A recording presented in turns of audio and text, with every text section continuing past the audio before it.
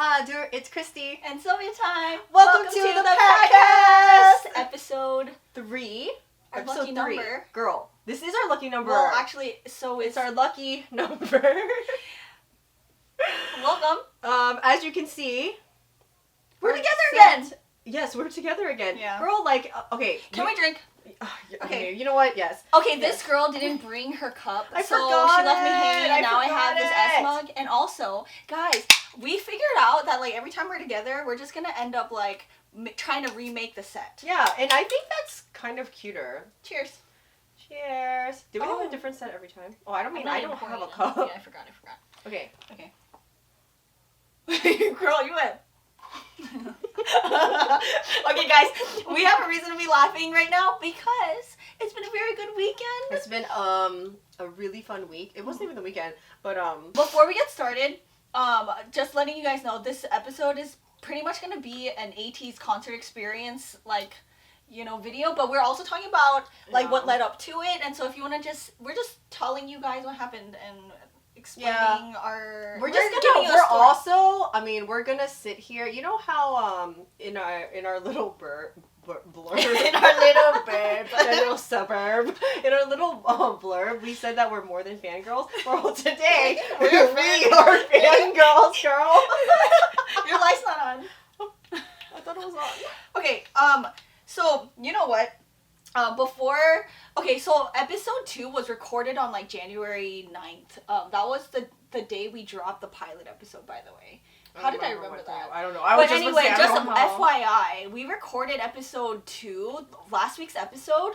We recorded that like a while ago, right before she left vacation. So that is like way outdated now. So we're kind of back on track. Yeah. So today is actually, so you guys know, it's actually the 26th. Christy's back from vacation. That's why we're here. I am back from vacation. We're quarantining together. We're quarantining together. So, I think everyone knows that I was on vacation. Yeah. And I actually didn't tell you that much. I'm not going to recap my whole vacation because this episode is mainly going to be about our concert. Yeah. But it was the craziest part is that the concert was literally the day after that I got back from vacation. Oh yeah. Mm-hmm. So I got back from vacation. You know, you still haven't been home, like home. Yeah. Since well, vacation. I stopped by. So what I did was we first went to Vegas. So my Vegas vlog is up right now. So but then oh my god, I have so much footage because after Vegas, Jeff and I flew to Maui. Mm-hmm. And then we were in Maui for a few days, and then we flew to Phoenix. So I was with Rose for a while.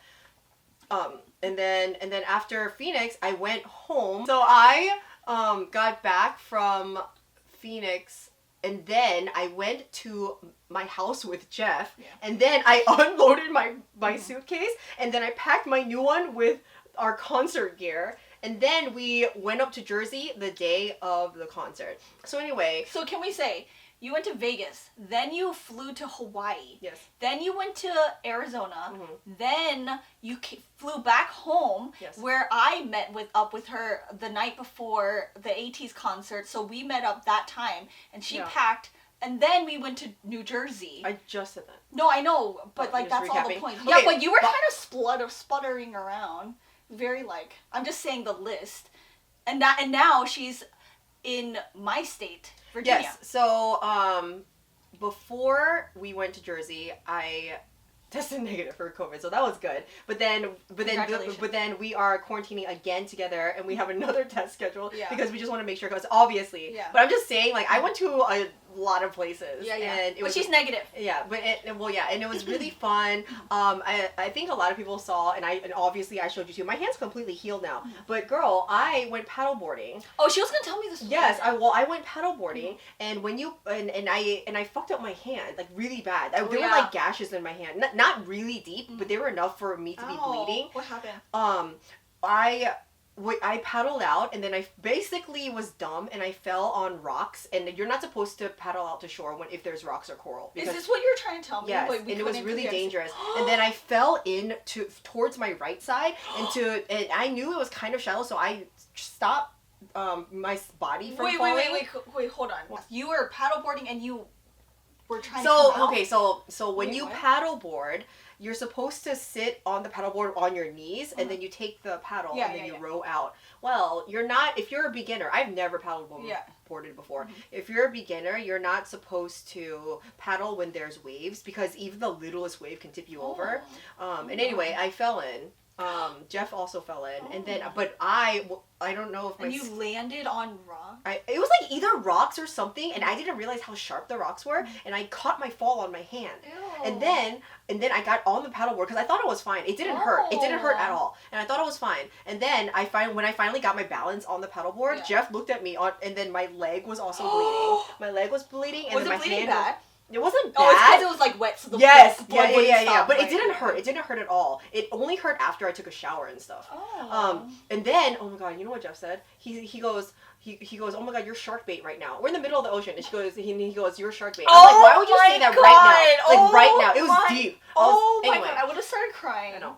That's like my worst fear, to be in the middle of the ocean and just have something happen to me, like, So that happened. But anyway, but Hawaii was fun. We were in Lahaina, in Maui. And she got oh, I did bracelets, guys. We have bracelets. So we have basically sister bracelets, and then rosé. It has a starfish on it with like little shells, and then I got a purple one for my mom, and then like a whitish gold one for she Rosé. has blue and I have pink. Yes. How cute. Yeah, they're really cute.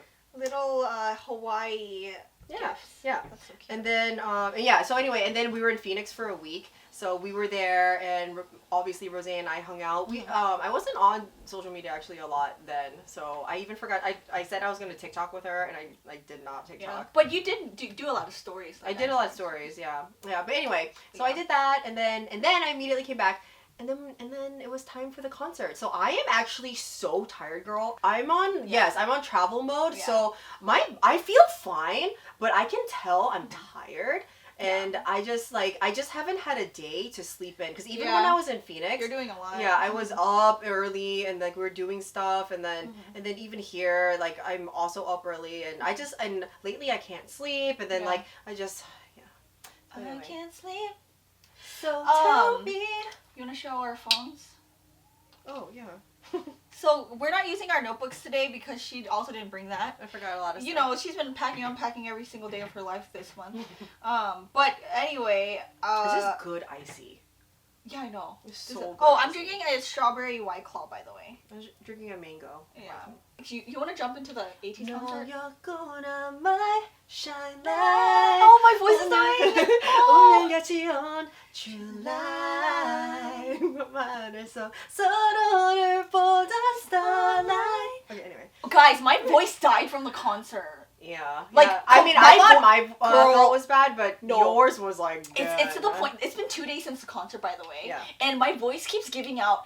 We were like watching like fan cams again. You know how we're on a freaking Ateez high. We're on an Ateez high. But like it's here to stay. But anyway, girl, my voice keeps dying. So if you hear squeaks, I'm like legit. Well, I do want to say though, like we obviously our seats at the concert. We're gonna talk about the day itself. Yeah. But just really quickly, the seats for the concert. Oh no. We said several times that we had good seats. I know, we told you guys.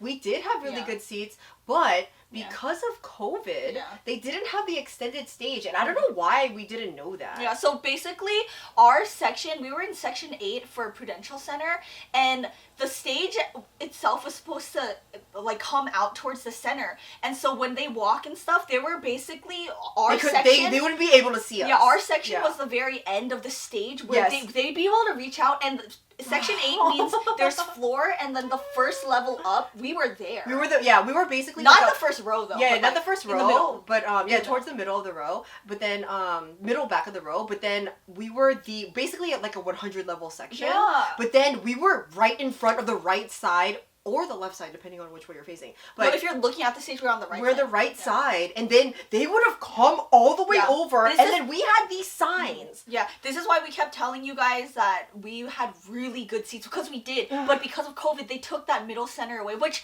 thank God, because we don't want anyone to get COVID, especially the boys. But like, well, it's a good thing. It was really a great, like, I think it's good for, especially for the boys. But so anyway, that's why when we were sitting down, we were like, where is the stage? I know, Where we were did so the shocked. stage go? That, okay, I just want to start off with my disappointment of the night. Yeah. That was my disappointment of the night. Because it was so, like... Girl, a lot of things went wrong Actually, that a lot of whole day. things did go We wrong. were actually supposed to talk about this because, oh my god, girl, my voice is actually dying. Yeah.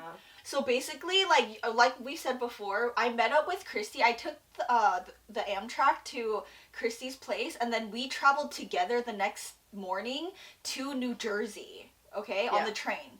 So, like, you know what's funny? Okay, this is what a lot of you guys already know.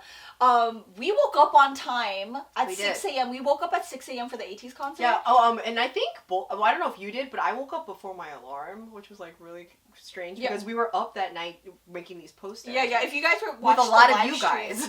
Yeah, we were making this literally the night before. We slept at like 1 a.m., 1:30. It was, I think by the time we went to sleep, it was probably like 1:32 or something. So anyway, the concert was on the 24th. We woke up on time. We had to catch a train to get to another train at 6 a.m. Yes. And we woke up, right? And so what, I want to emphasize this because during our BTS concert, our very first BTS concert, like 3 years ago? 4 years ago? 3 years? I can't do maths. I can't do maths. You can't do English either. No. I can't do maths. You know in England? No, you know in England they We're say not maths. in England. We're not in England. Okay, anyway. What the fuck? You're stuck. You can't. Girl, you're gonna make my voice crack again.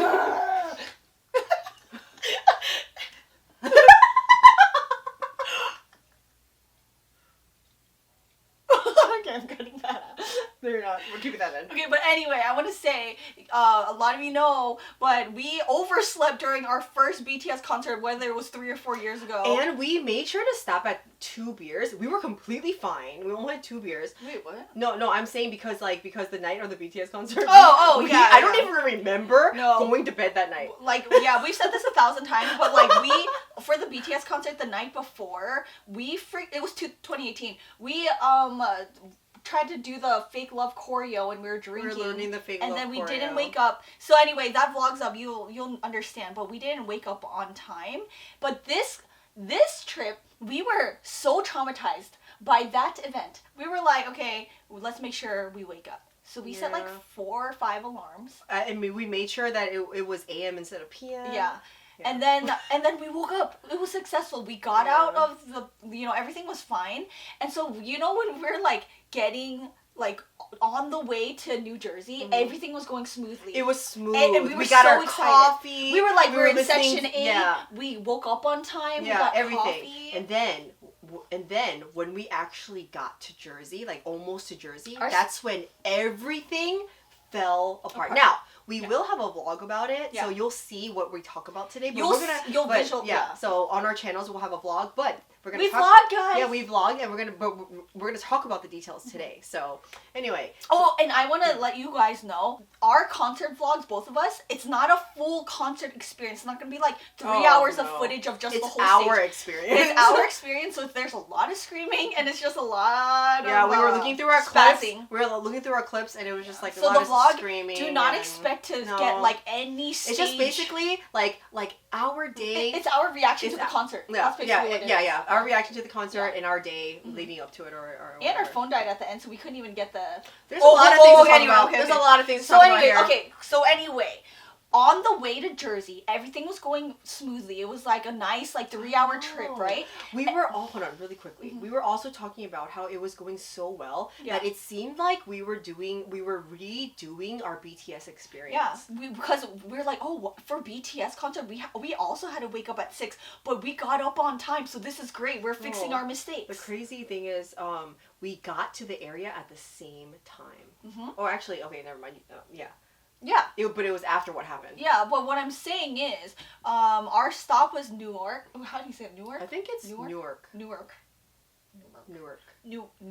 That's not Newark. it. Newark. I think it's Newark. So our stop was Newark. Can you say that? Newark. Our stop was Newark.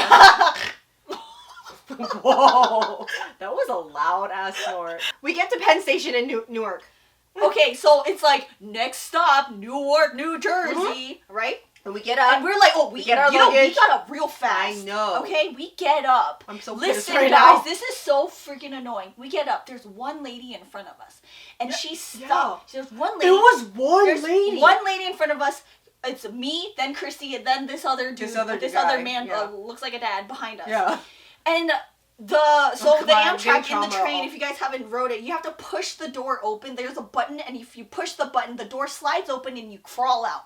So we're standing there. The train stops at Newark, and we're waiting. So for us, we were thinking like maybe the door hasn't opened for her. Yeah. We didn't know why we were stuck. Because we were just in line. You know when you're like waiting behind someone? Yeah, we're just waiting. You just respectfully wait. Yes. Politely wait, I mean. And because I've never had an experience, I've ridden Amtrak a lot. Mm-hmm. I've never had this experience. Never. And because of this experience, I'm traumatized for me too, life. Me too. Yeah. Like, I've never. No, so anyway, so you know when you're waiting behind someone, you just expect them to keep going. You don't really pay attention, whatever. This woman would not move. And then we're like, it was like a few seconds kept going by and by. And eventually the guy behind us was like, push the button. Yes. And so she's like, oh, and she pushes the button. Yeah. The door slides open. Yep. And there's another door to exit, right? Yes. So we're in another like exit area in the train that separates the carts. Yeah. She's like, and then we start rolling our carts. Yeah. And the door's wide open to the stop of Newark. She gets out, and then as she gets out, the door starts sliding shut. And I'm like, oh, no. And So I thought, and then she's behind, so she's in front of me. Do you remember though? I was like, oh shit. And so I grab the handle and I start pushing it open. And then it forcefully closes and I'm like, oh, what the fuck? And I thought it was heavy, so I was like, girl, just pull it. Yeah, me too. I thought it was heavy. And but then the guy was frustrated that it was closing, so then he ran to the other door that was I didn't see that part. beside us. Oh, I saw that part. Because I was trying to open there, the door. and then everything shut. It shut everything on us. went. And then the guy was like, "Are you kidding me?" Yeah. And then he looks at us, and then we're like, And then we look at him, and we're like, because we didn't realize how fast the doors were going to close. So basically, what happened was the woman didn't know how to open the door, and she somehow got out. It's not even that. I don't think I think she expected, like, I don't think she's ever rode the train I think before. it was her first time on the train. And so, like, I think when she stood in that, she didn't know what to do. I think she was waiting for people. Like, I get, like, because can you imagine if, like, Amma was traveling by herself? Well, I understand that. I get it, but I know. Created a situation where we missed our stop. Yeah, so because of that, so envision this, the door slams shut, and then the train starts moving. And then, girl, Christy and I, the guy's pissed, by the way. Yeah, he, like, rolls back into the car. Yeah. Christy and I are like, what the fuck? And we start running down, the train's long, we start running through each cart. We're, like, with our freaking bags. And remember, we were in the quiet car, and the guy's like, shh, because we were, like, freaking loud. Oh, well, before all of this, we kept getting in trouble on the train. No, but that happened while we were panicking. We were like, girl, what the heck? And we were in the quiet car. But anyway. I don't remember that at all. I was just, like, panicking. Yeah, we were panicking. And the train's moving, and then we hear the speakers, they're like, next stop, New York. A few minutes later, the bus stops, and we're in New York. Yeah, the train stops and we're in New York. Yeah. And so all did I say bus? Yeah. And so all of a sudden, it was like deja vu, basically. Mm-hmm. Oh, deja. Girl, isn't that weird? Girl, we said that on the train. We did? Yeah. I literally said that. Oh, because I remember I said it's like deja vu, and then holy shit, it was like deja vu. Like somehow. I think I said that in the vlog. We weren't supposed to be in New York. We were supposed to be in Jersey, but then we ended up in New York anyway. It's really funny because you're gonna see all of this footage rolled out, and we vlogged this entire process, which is really, oh my god, we were so pissed. Yeah. But it was funny because once we got off the stop, we had no choice. We had to get off that stop. We had to. We talked to one lady that was on the train, and we were like, oh my god, we missed our stop because the woman in front of us wouldn't get off. And then she goes, she's like, I don't know what to tell you. You just get off the next stop, and then you just go back. And then we're like, okay. Yeah, we're like, what do we do? But I mean, the thing is, New Jersey and New York aren't far. Yeah. But it was just, so that started the unravel of ridiculous events that were out of our control. So the point is, there wasn't anything we could have done. Yeah, it was out of our control. Basically, like, we got up in time, and we everything was going right until that moment. So it was funny because after we got off the train, we were like in New York, and we're like in New York City, with the skyscrapers. We're like, and okay. Yeah. And so basically, we had to find another. We just went to Amtrak customer service, and then when that happens, they put you on the next stop that takes you back to the stop you're supposed to go. And that guy was there too, and he was actually being really nice at that point because we were like following him. Yeah, we were following. I was like, that's he was him. basically like our dad. I know. Like because at one point I bet he was he being felt that so way. sweet to us, and he was like, come on. He was like, it's right there. He even said, I told the guys, I told the customer service. Yeah, it was funny. He was girls like are what, like 50, maybe 60 Yeah. years old at most. Yeah, he was really sweet though. Yeah, he was really sweet. But anyway, from getting off to New York City to getting on the next train, it was about like 30 minutes, right? No, it was like 15. 15. It was very quick. Oh, because It we was were on the 15, train, yeah. that's why. Yeah, that's why. It would have been longer if we were driving. So this is the crazy part, okay, guys? We get on the train to take us back to Newark. Yeah. Okay, so we go from New York City to New Jersey, Mm-hmm. and we're like, okay, what time are we supposed to take the train to New Jersey? Mm-hmm. And the guy says 12:35. Flashback to the BTS. Go look at this. We can't make this shit up. No, I have the we screenshots, can't remember? make this shit up. This is why we keep tying in our BTS concert experience. When we missed our bus at 6 a.m., we had to take the Greyhound bus. And do you guys know what time we said we were going to get to New York? Yeah. Insert 12:35.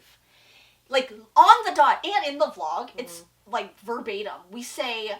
Oh, we're like 12:35. Yeah, 12, because I was like, oh, we're going to get there at 12:30. And you go, no, 12:35. 12:30, yeah. And you know what's weird? The whole concert vlog, I was putting subtitles in. Oh, yeah. So you could definitely see that. So anyway, it's just weird how we had to wake up at 6 a.m. for both concerts. And then we are both landing on same spots at 12:35. Yeah.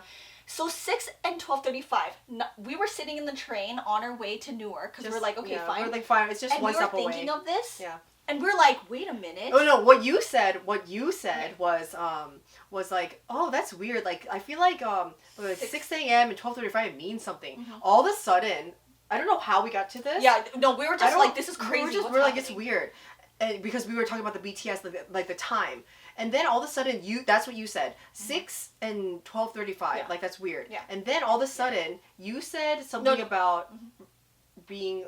No, you said that. Oh, I said it? You said it first. No, I didn't. Yes, you did. You said it first because you said 12:35. Oh yeah, and then because you're right. Yeah. That prompted me to say 12:35. I was born at 12:35. Yes. I was born December 27th at 12:35 a.m. Okay, and get this shit. She says that, and I go, I was born at 6 a.m. A.m. Literally, my birth certificate.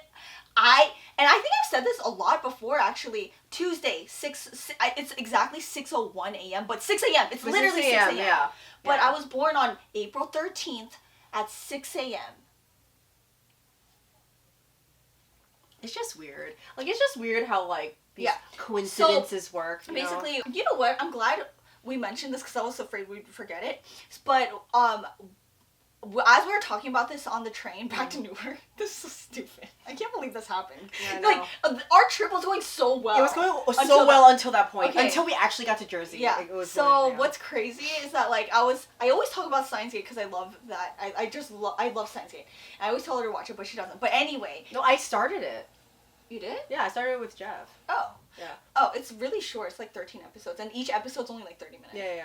Anyway, I just haven't gone back. Very briefly, it's just about like someone figures out how to time travel, but the whole premise is that there are different like you're living in this one line, you know? Your whole life you're living in this one life. Yeah. But then when you can time travel and you jump, it's another line. So there's there's two lines. And then if you make a different decision in this life, it splits off into two other timelines. So there's all these timelines are going up in the air. So every different decision you make, you jump to a new line and then it spreads into a bunch of parallel universes, okay? You can time travel, like say you could time travel, but there's some things that in life that you just can't change. Yeah. So like fate, pretty much, right? Yeah. And BTS just came out with 7 Fates Chakra. 7 Fates Chakra. And we just got into Ateez, right? Mm-hmm. Like, we were just crazy out of nowhere. Ateez, destiny. Like, it's literally destiny. There's just some things you can't change. No matter what you do in your past life to change it, no matter who you are in this life or that life, something will keep repeating itself. Yeah. And so for us, we were like, are we just always gonna be stuck at these, like, 6 a.m.? Yeah, there's certain things we can't change, but... Like, some things are just so out of your control that you have to let it go. You know what I'm saying? Yeah. Like, it's actually beautiful. So anyway, anyway, we made it to Penn Station. Yeah. Like, it's not that big of a deal. Like, we just made it to, just across the bridge to New York. We went to Penn Station, and then there's more shit to come. Because, okay, look, don't ever trust me with directions, okay? This girl, I am never, I mean, Jeff could have... Like, when I told this part to Jeff, he was literally like, I'm not surprised. Like, I'm not surprised. Okay, anyway, I'm going to make it quick because we're going to talk about Ateez. Yeah. But basically what I did, we got to Penn Station. As soon as we got in, I was like, okay, I know how to, I'll just GPS it. Because I do use Navi for everything. Mm-hmm. I put in Navi, and I basically go in the opposite direction of where our hotel was. And our hotel was only supposed to be like 5 minutes. Girl, but I think for a good 20 minutes, we were lost. I know. Well, you know what happened before that? This girl got off when we were exiting to get out of the train station to Newark. Finally, we got there. She has this, like, new pretty suitcase that her husband got her. And she, like, somehow, I, like, look up and she's, like, exiting in front of me and she trips and she's on the ground, like, crying. She's like, ah! And I'm like, what the fuck? And I'm like, get up, girl, get up. Because I couldn't get up because she was, like, her suitcase fell over. Look, okay, no, I didn't just randomly fall over. There's a lot of, like, cracks in the road. No one randomly falls over. I know, there's a lot of cracks in the road. My voice is dying. And then my suitcase was heavy.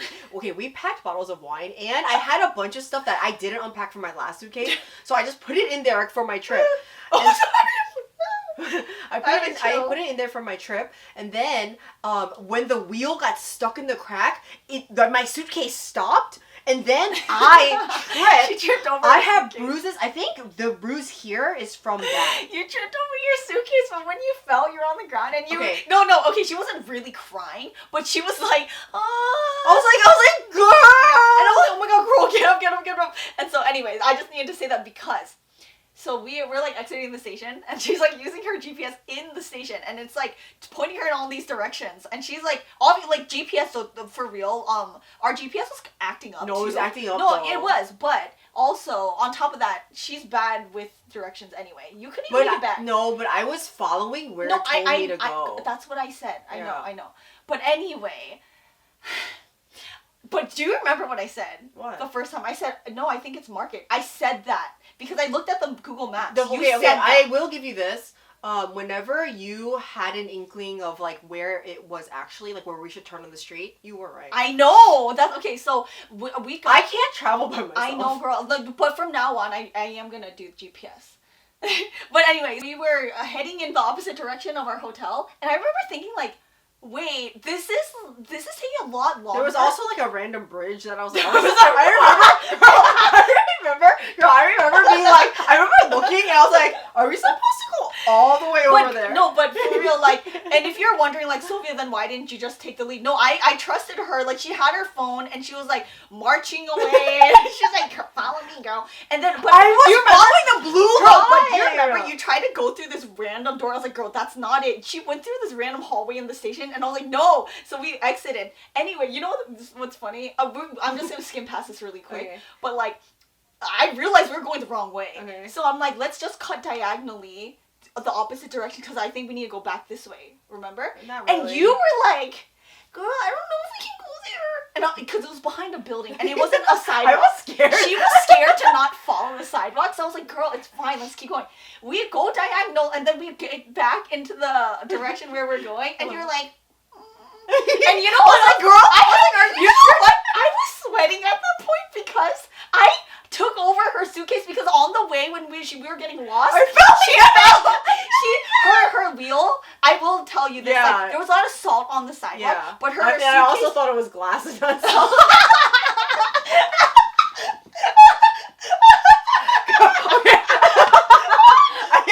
Okay, listen. Okay, when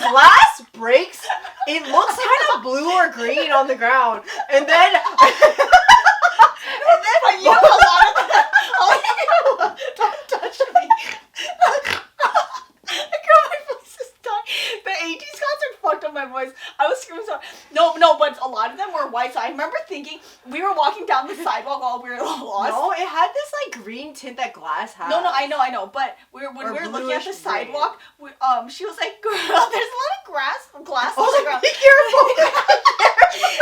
But I remember it also snowed, so there was kind of some snow on the side.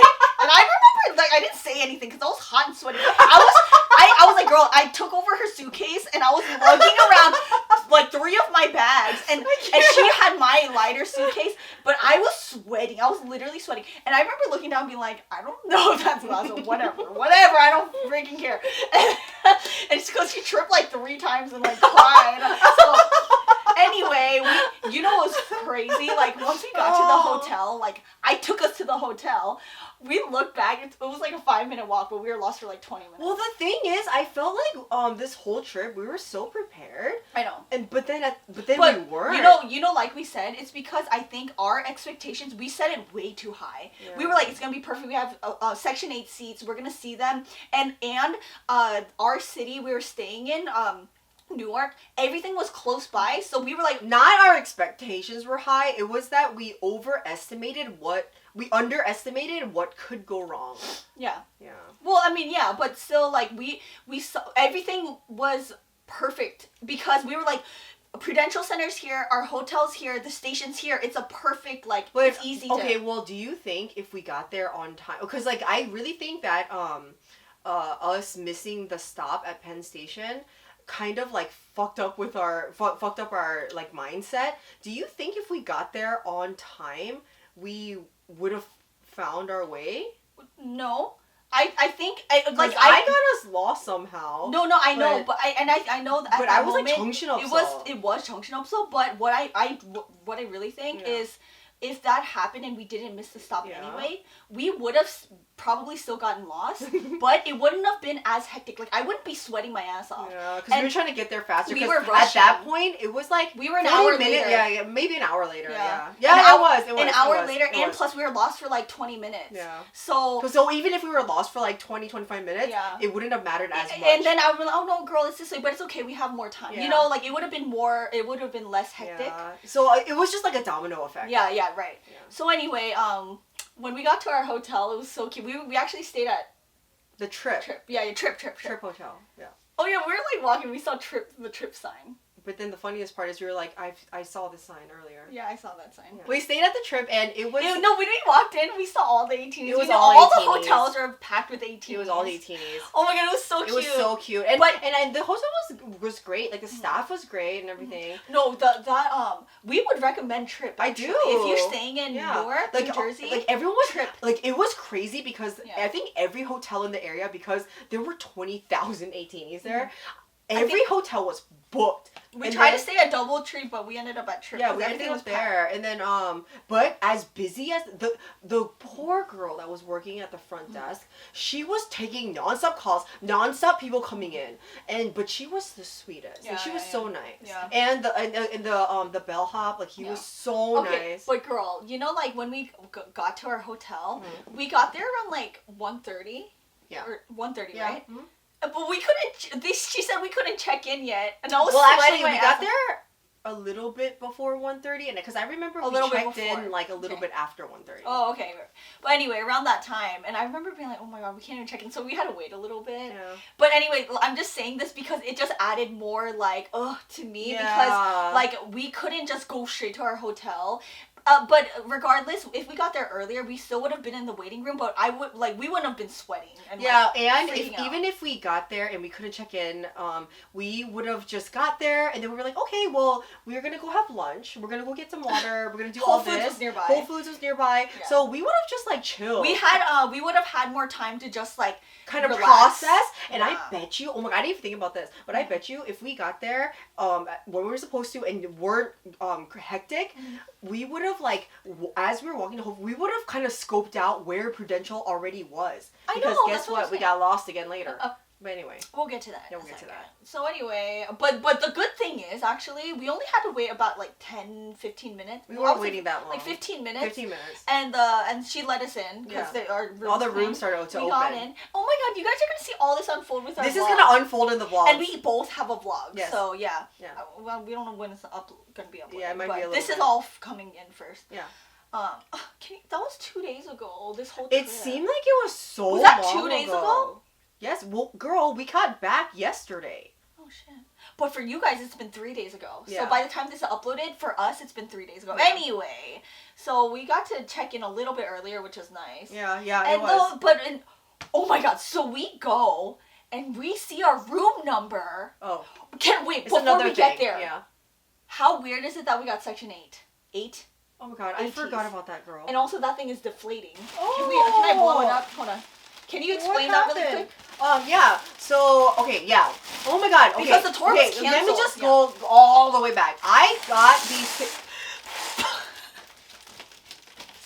I got all these tickets for us on November 18th. 11. The day after 18E's birthday. Yep. And then November 18th. And our BTS concert was in 2018. Our BTS concert was 2018. And then... Oh, we didn't do this.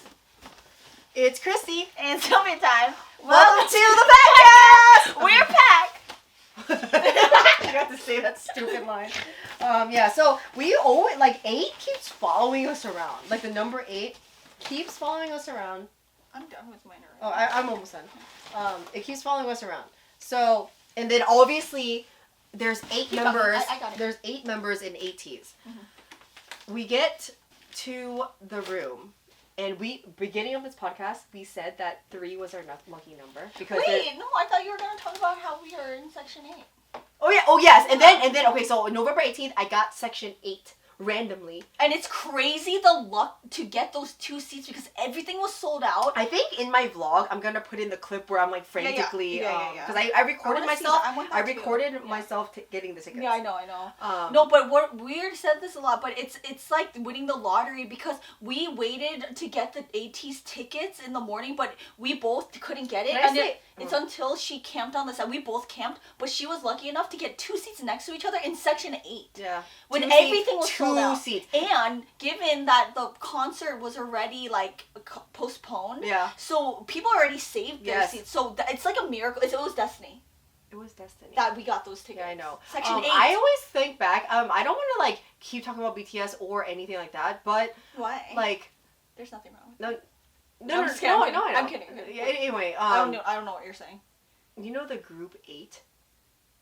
Oh yeah. Yeah. So like, I mean, I'm just saying that like because that was like one of the first groups I think Big Hit produced. So basically, it's crazy because when we got into BTS, we searched far back into the history of Big Hit. Yeah. And we were like, wait, Big 8, the group 8. It's spelled the number 8 and then EIGHT.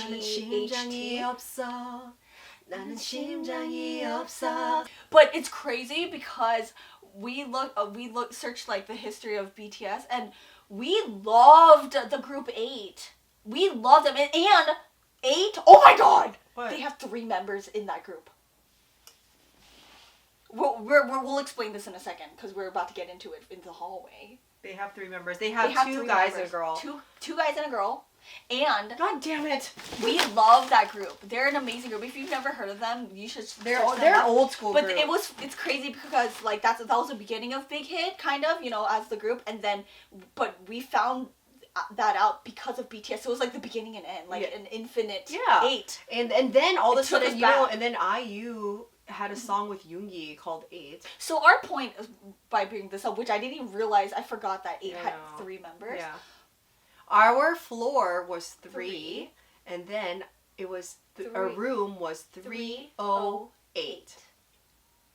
It just felt like destiny. And we get to our floor, and this trip hotel, by the way, it has all different colors. It has patterns. It has a lot of different abstract art, and it's cute though. It's like it's really cute. It's like it has a boutique hotel. Yeah.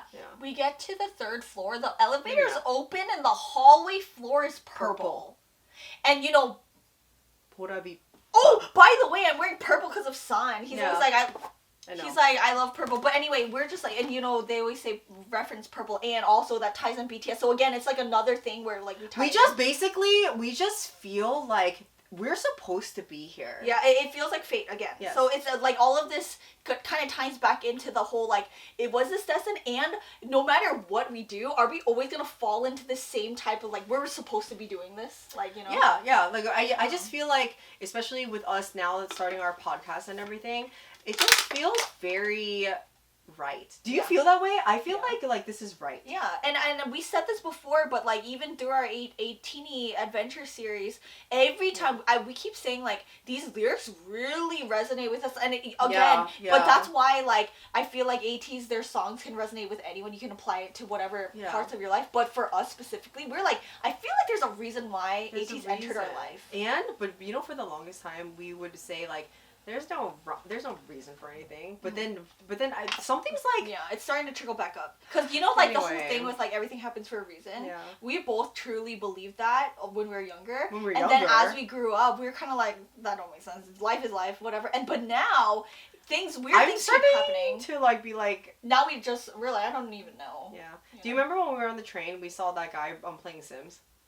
Oh my god, yeah, someone was playing Sims, and we're probably in a simulation. Someone's playing Sims, like Sims 2. As we were like talking, like who plays Sims on the train? But it was the moment that we were talking about how we can't change something because of we missed the stop. Because we missed the stop and we were like panicking and anyway. Oh wait, okay. What we were saying though, like our fate, it was so dumb, but like, is our fate to like always miss the train, like so close yet so far? Yeah, that's sad. That's so it's effing so sad. You know what? No, I'm getting another drink. Can you get me one too? I'm almost done with this.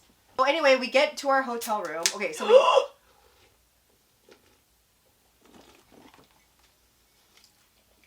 holy shit! What was that? Did you get mine? Oh yeah, you did. Oh my god! Holy crap! It's like you were doing a shotgun. Oh my god, girl! That was so bad. Is yours gonna do it? Wait, be careful. Huh? I think yours might do it too. It's like fizzing around. I think because it was like really my frozen. Voice is dying. It was really frozen. Wait, be careful. You're I'm not gonna finish this first. I have a little bit. bit. Do you want to get a cup just in case? What are you gonna do if that I know happens? how to do it. You weren't expecting it. I know how to do it. Okay, fine. Anyway, we get to our hotel room and we were very happy. The hotel's nice again. And then we ordered lunch. We ate at this really urban vegan. That's so good. Yeah, it was so good. There's this place called Urban Vegan. But anyway, we get lunch. The thing is though, what we said what we would do differently next time we go to a concert, we gotta get there the day before. Yeah. Because we found out today that the merch was sold between 12 and 5, and we didn't get any merch. Yeah, we didn't get any merch. We needed to explain what happened pre-concert, because everything kind of like effed up our whole, you know, like when it effed up our experience overall. Because although we did check into our hotel before 3 and the concert starts at 7:30, we still wanted to we had to do our makeup, we had to put our outfits, we wanted to take pictures, we wanted to do so many things. Wanted to go in front of the Prudential Center earlier to like kind of like be, you know, like it's exciting to be around other fans. Yeah, right. We wanted the experience. And then I know a lot of other pillbugs said that they were gonna be in Newark, so like we had to like maybe we would meet some of you guys and stuff like that. But anyway, my point is like it really sucks, because you know when you're just in that really hectic headspace, and you know you have like maybe a few more hours or a few hours to just chill, but we really needed a good hour to be like we did, and we could have like started our makeup and stuff a little earlier, but we mentally were exhausted there. and we also we had to take a shower because we were just freaking out. I know. And I mean, not that we didn't want to shower. No, but we showered literally the night before, and then we were just. I was good. So like, imagine because we were running around. Yeah. So but anyway, we were like, we had to chill out. We were like, eating our lunch and watching someone. We were watching someone their V Live. We're catching up. And at that moment, I was so happy. I was we happy. got food in our system and stuff. Yeah. And then we start like getting ready and stuff. We like shower. Start getting ready. I started making freebies. I handed out some freebies. Yeah, you did, yeah. Like later in the night. But we realized it was like crunch time. Like when there's like an hour left, it's crunch time to get ready and go. Well, okay, so it was an hour before, and then we started doing makeup, and then we're like, okay, this is fine. So at 5, between 5 and 5:30, we'll do pictures and go down, and then start going. But of course, I know we should have gone there earlier, but like I said, we needed to chill. We were effed up. But also, it also said that they wouldn't start letting people in until 6. Yeah, so we weren't rushed to go. Yeah, we weren't rushed to go, and we thought we would just get there right away in like 5 minutes. Oh, like we were supposed to. Right. Because Prudential Center it wasn't too bad. It wasn't too bad. From our hotel would be a 5-minute walk. Yeah, I think it was a 5-minute walk. It was very close. Yeah. And not only that, it said, don't come early, right? And we're not VIP or anything for sound check. Yeah, so we're like, what's the point? And we thought, because by the time we got into the lobby, we thought there would be more people there. No, like there were maybe 2 18s there.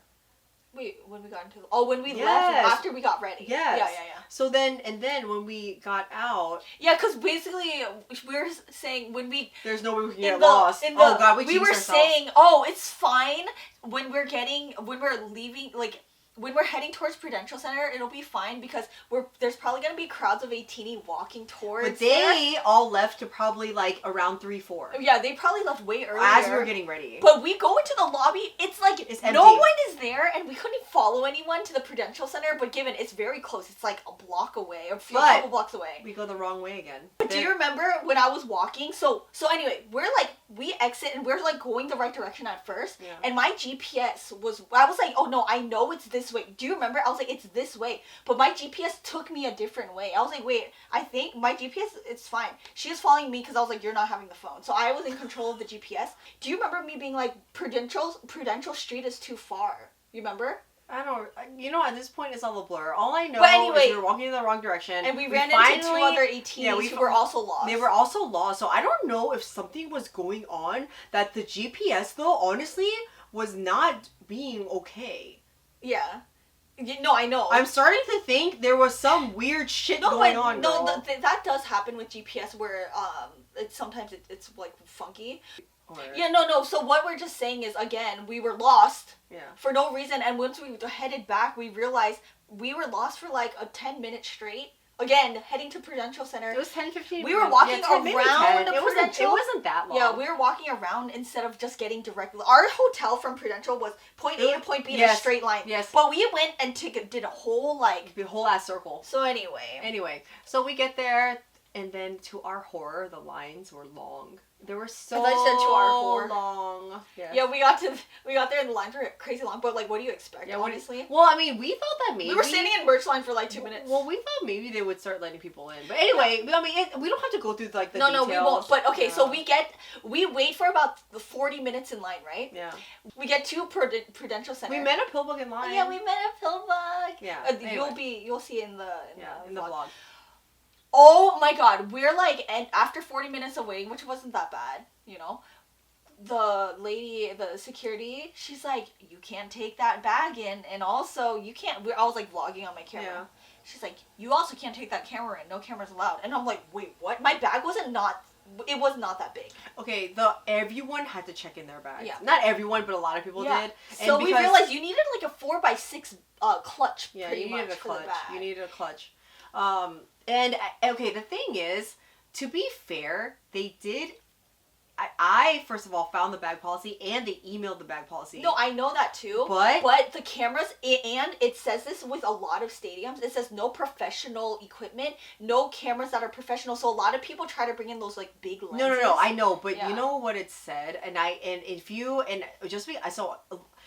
I'm just saying, I know what you're saying, you just assume. No, I know that though. But it literally said no camera with any kind of lens. I know like that too. But what I'm saying is, a lot of these, not all places are that strict. Sometimes you can just I understand. I'm just saying clear print. It was clear print. No, I know it's clear print. Yeah. Well, the line was so long we had to go back and put our bags in the locker. We had to get back in line to a different line to go and like check our bags. But the people working there were so nice. When after we checked in our bags, I went back to the lady because there was a long line, and I was like, fuck, do we have to wait in this line again? Even you had to check your bag and your camera. Yeah. It like little digital camera with a tiny stick lens. Anyway, we went back to the lady that we went back to at first, and then she let us in. Yeah. Like, she let us cut the line. I also want to say, I wasn't allowed to bring my camera in. So for the vlog, the rest of the concert, we had to record on our phones. It's ridiculous. So that vlog is all on my camera, on my phone. So that's why we keep saying the vlog is not going to be like, it's not going to be like a fan cam. So we finally make it in. And I think it was like maybe 10 minutes before the concert starts. So it was like around 7:20. And we're kind of like kind of all hectic and like really frustrated again. Yeah. It was the same feeling we had. Yeah. Because when we got to it, but at least for Love Yourself, we were like, oh, we're here, and we had time to soak it in. We didn't have time to soak this in because like we had to check in our like bags and stuff. We had to do like 3 different lines, and so when we sat down, we got to our section 8, and Christy looks down and she's like, "Where's the stage?" Yeah. That's what we were saying in the beginning. Like as soon as we sat down, I was like, there's no extended stage, and then I get it. It was because of COVID, and I understand. Yeah. It was just like really frustrating because I thought our seats were better than they were. Right. And so they took where did you read? Ateez was on the Rolling Stone article. It was a really good article, but they said because of COVID they wouldn't have it. And and it's not like anyway. Yeah. We're not trying to complain about it. We're just saying that sucks. It really sucks. Like COVID, fuck COVID. Yeah. Pretty much. Yeah, fuck COVID. But you know, like what can you do? So anyway, let's get into the concert. I need a drink. Talking about it stresses me out. We're gonna get actually into the concert because there were a lot of things that went wrong. I'm pulling out my phone for notes. No, I know. There was a lot of things that went wrong, but there was a lot of things that also went right. The rest of the night. The rest of the night was amazing. It was truly amazing. It's like life had to balance itself out. I just want to, I know. It's like we had to, I don't know. We're not allowed to just enjoy everything at once. I know. We have to go through the shitty to get the best of the best. Okay, let me open this before we start another one. Okay, cheers, girl. We're here. Now I'm having strawberry. And now I'm having mango. We switched. Cheers to Ateez. Cheers. Oh, girl. Ready? Come back like asunder. It's only ice. This is why I remembered. I needed to put it away because I don't have. It's all frozen. Girl, where do we effing start? Okay, I don't know. I think we should start with first of all, they're dangerous.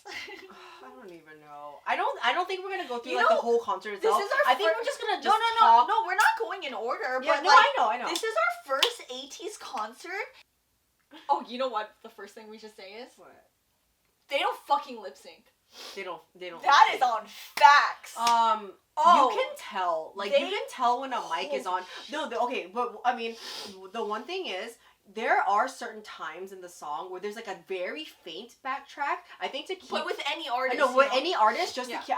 And they do this to keep them on track too. Well, okay, technically yes, but like when it comes to to sing their part, they sing. No, but like y'all know, Ateez. It's incredible to witness because y'all know Ateez is known as performers. Like everyone knows this by now, right? Yeah. But like, how do you perform and also sing so passionately with that same amount of especially obviously Jongho. Oh my god! I ascended Jongho Christ. But I always talk about this thing when a singer, when a singer finishes their note and they're like, and they follow through. He does it and then does another higher note on top of that. So anyway. I wanted to say, I'm glad I wrote this down. But before we get into it, just FYI, we're new 18E, right? This is our first time seeing basically all their stages, other than the ones that we've kind of already seen. Like Pirate King. We've seen Pirate Inception. King. The things that we saw through music videos, we've obviously witnessed because we caught up with all their discography before the concert, right? Yes. But everything else was new to us. So we didn't even we haven't even seen their comeback shows, really. No. We've only seen Answer and Celebrate, right? Yeah. But other than that, like, we didn't know what to expect. And I know a lot of people were tagging us on Twitter, but I skipped it too. Yeah. Because we didn't want to get spoiled. I didn't want to I wanted our eyeballs to see them doing that stage in person first. And because of, like, unfortunately that our seats weren't as close, we rewatched a lot of, like, the fan cams that were in the very front. Mm-hmm. So then we put it together with, like, where we were sitting, and then our clips, and then those clips. Right. So I just feel like I have such, like, my heart's starting to flutter. No. I feel like I have such a new love for Ateez. It's like off the charts. I already said this, but it's like off the charts. Truly, I think everyone can tell from Twitter. Fiercely about how much it's like, you know, like, you can truly respect and appreciate a lot of groups. Yeah. You can get into a lot of new artists, love some of their songs, all their whole albums. But there's a difference when there's a pull drawing you in. There's this magnetic pull that keeps bringing us to Ateez. Girl, you know what I love that what happened with Ateez? I mean, I get that we weren't there from the very beginning, like, just, like, really there from the very, but like, you mean their debut? Yes, from their debut. But I heard them first, right? And I was like, and when I heard them, I was like, ooh, I really like this. And then when you heard them first, you were also like, I really like. Right. And then it wasn't until it was both of us that we got into them. Yeah. That's actually we got into them together. So it's kind of like beautiful. Because you know when they debuted, that's when we got into BTS, and then we did EXO, right? Yeah. And so, like, we were like. Yeah, and then we were, like, kind of, like, very taken over by then. But the draw was the same. Yeah, but that's what I'm saying. But girl, our first impression was the same of them. But girl, we did this 18 adventure, and it's kind of like destiny that we did it this way. Yeah, right. Yeah, because otherwise you would have explored them before me. Yeah, I mean, I did explore a little bit, but then you also explored a little bit. But we did those first impressions on our own, knowing, because we both agree, when we first saw their music video, well, you guys already saw my reaction, but we were both like, this group is crazy. Yeah. And there was some pull already. I remember for me, and I don't know about you, but for me, I was just like, oh no, I feel like my hands are fooled. My hands are full right now, so I, like, can't dabble into them, so I'm gonna wait. I remember when I got into them, it was 2019, so it was early. Yeah. So they didn't have that many songs. Yeah. So the songs. So what made you not get into them then? Because we got obsessed with BTS and EXO. Yeah. No. Oh. We were. That was because you know why? Because we dove into. You know what? That's fine. Yeah. Because we got into BTS and then EXO together, and then when we started. No, so we started with BTS. Yes, I know. We started with BTS, and then I started the EXO series on my channel. On your own. So that took over my life. On your Yeah, I started that on my own. But us getting into BTS. Yeah. It was like, we started, like, really watching a lot of things together. Yeah. And then I think that's why. Because after that, I had so much fun discovering BTS with you. I'm gonna cry. I'm not kidding. That's why, I mean, I think if I was just doing everything alone, I probably would have gotten into Ateez a lot sooner. Well, you know because it was fun doing it with you. Well, you know what? Not reactions. I'm not saying reactions. Oh, no, not for recording. No, I'm saying just discovery, because we don't have any of the early stuff online. You know, that makes sense though, because I said this to you yesterday, but I just vividly remember we're screaming. Why are we talking like this? Because we're excited. From now on, girl, my voice is dying. I know. We just I have been straining. We're very passionate about this. That Ateez concert fucked up my voice, girl. But, like, I just remember vividly. Christy, we were in the car and she was like, I want to show you this song. And there were a few songs from different artists. You were like, you know Ateez? I was like, yes, I've heard of them, but I want to, like, save them. You remember? You did. You said that, and then, because that was the time they were, like, you know, getting... well, they blew up with Holla Holla. Yeah, right. Holla Holla. You were trying to show you, and then you showed me the song. Yeah, and I remember being like, oh, I like then this. I said there's one song, though, that I'm in love with. Yeah, and I was like, and I remember hearing Holla Holla in the car, but we were obsessing over BTS at the time. We were, like, completely... my brain was like, BTS, no, but then when there's... But then because, like I said, because the both of us were doing it together, I just jumped on that too. Doing BTS, like, because, right. But you were like, this group is still really good. Right? Yeah. And then but then you kept talking about it, but I remember thinking it's like my kind of like I'm very proud of that. Yeah, but girl, like I kept saying, you know how I save a lot of things because obviously I do reactions and stuff. I want to save things in case I want to. That's when you started. Yeah, that's when I started, and I was like, I think this would be a good group, but maybe I should save them because I want to take my time with this. And you were like, okay, fine. So you were refrained, but we listened to Hala Hala together. Yeah. Oh, we did. Yeah. I don't remember that. In the car. Oh. You showed me it. Oh, and you liked it, right? Yeah, and I was like, oh my god, I like this. When I watched Hala Hala and I was blown I didn't watch away. it. I heard it through your car speakers for the first time. Blown and then away. from that moment, like it was like history. We didn't even Anyway, that song that I was saving for her was Aurora. And I didn't even know until... I was obsessed with Aurora. I didn't know until 3 months ago when she showed me again. I had no idea about that song. Yes. Anyway. Yeah. So it's like... But all I'm saying is it's like destiny again. Anyway. We didn't It's angel destiny. Anyway. Angel That's Sweet Shitty's baby. Okay, so actually that's weird. One of the first things I wrote was amazing vocals. Oh, are you fixing my brain? Okay, so I did want to mention what the one thing that I noticed about Ateez is, especially not so much like with through the concert, but after watching a lot of their music videos, I feel like what it feels like to me is an amazing dance crew that all of a sudden starts singing and rapping. Oh, amazing. Yes, girl. Right? Yes. Like they give this vibe that like, okay, I'm just gonna say that like not every group has all amazing dancers. Yeah, we've said this, and obviously that's why they did KQ fellas. Yeah. But then they just they just Girl, they seem like a dance crew. Well, girl, they are, and that's what's amazing about. That's why we lost our shit, girl. Exactly what you're saying. This is what makes them unique. And you know what? Is like their sweet spot. And getting, you know what's crazy? Getting even more and more deeper with Ateez, the more shocked we get because, like, initially you see them as amazing performers, right? We're like, oh, they're demons, right? You already think that if you see their like stages and stuff, but. The way they hit all areas of talent is incredible. Well, I was just about to say, and then they hit you with the ballads. Yeah, and it's like, but in concert, not only are they theatrical, not only we already know they can perform, they don't fucking lip sync, and to underline that shit, we hear them on full blast. They even harmonize together. There's the back, there's this one, it makes me want to cry. I forget, I think it was during Star, that, there was this specific, we need to tell Star at the end.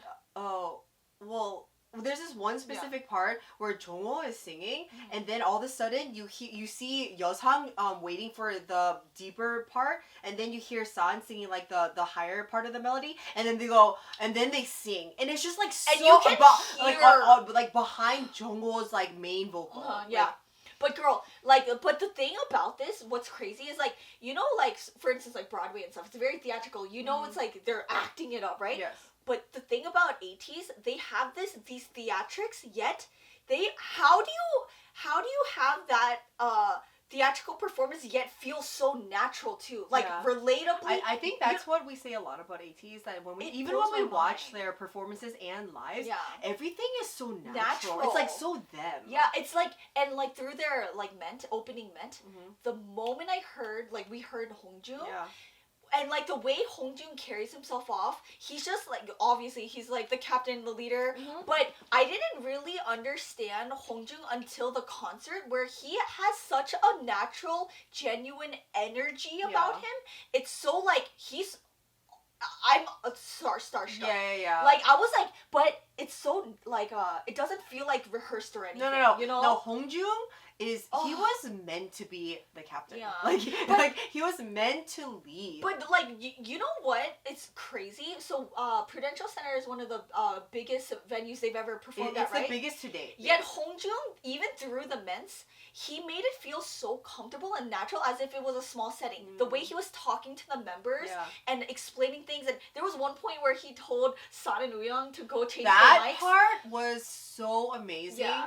Like he was like, okay, San, what was it, Seonghwa and Uyong, I guess, had to go change their mic, or I think some it was of San and Uyong, and yeah. And then so he was left on stage with what, Jongho, probably Yeosang, and maybe I think Mingi was on stage too. Oh, I'm gonna pass out.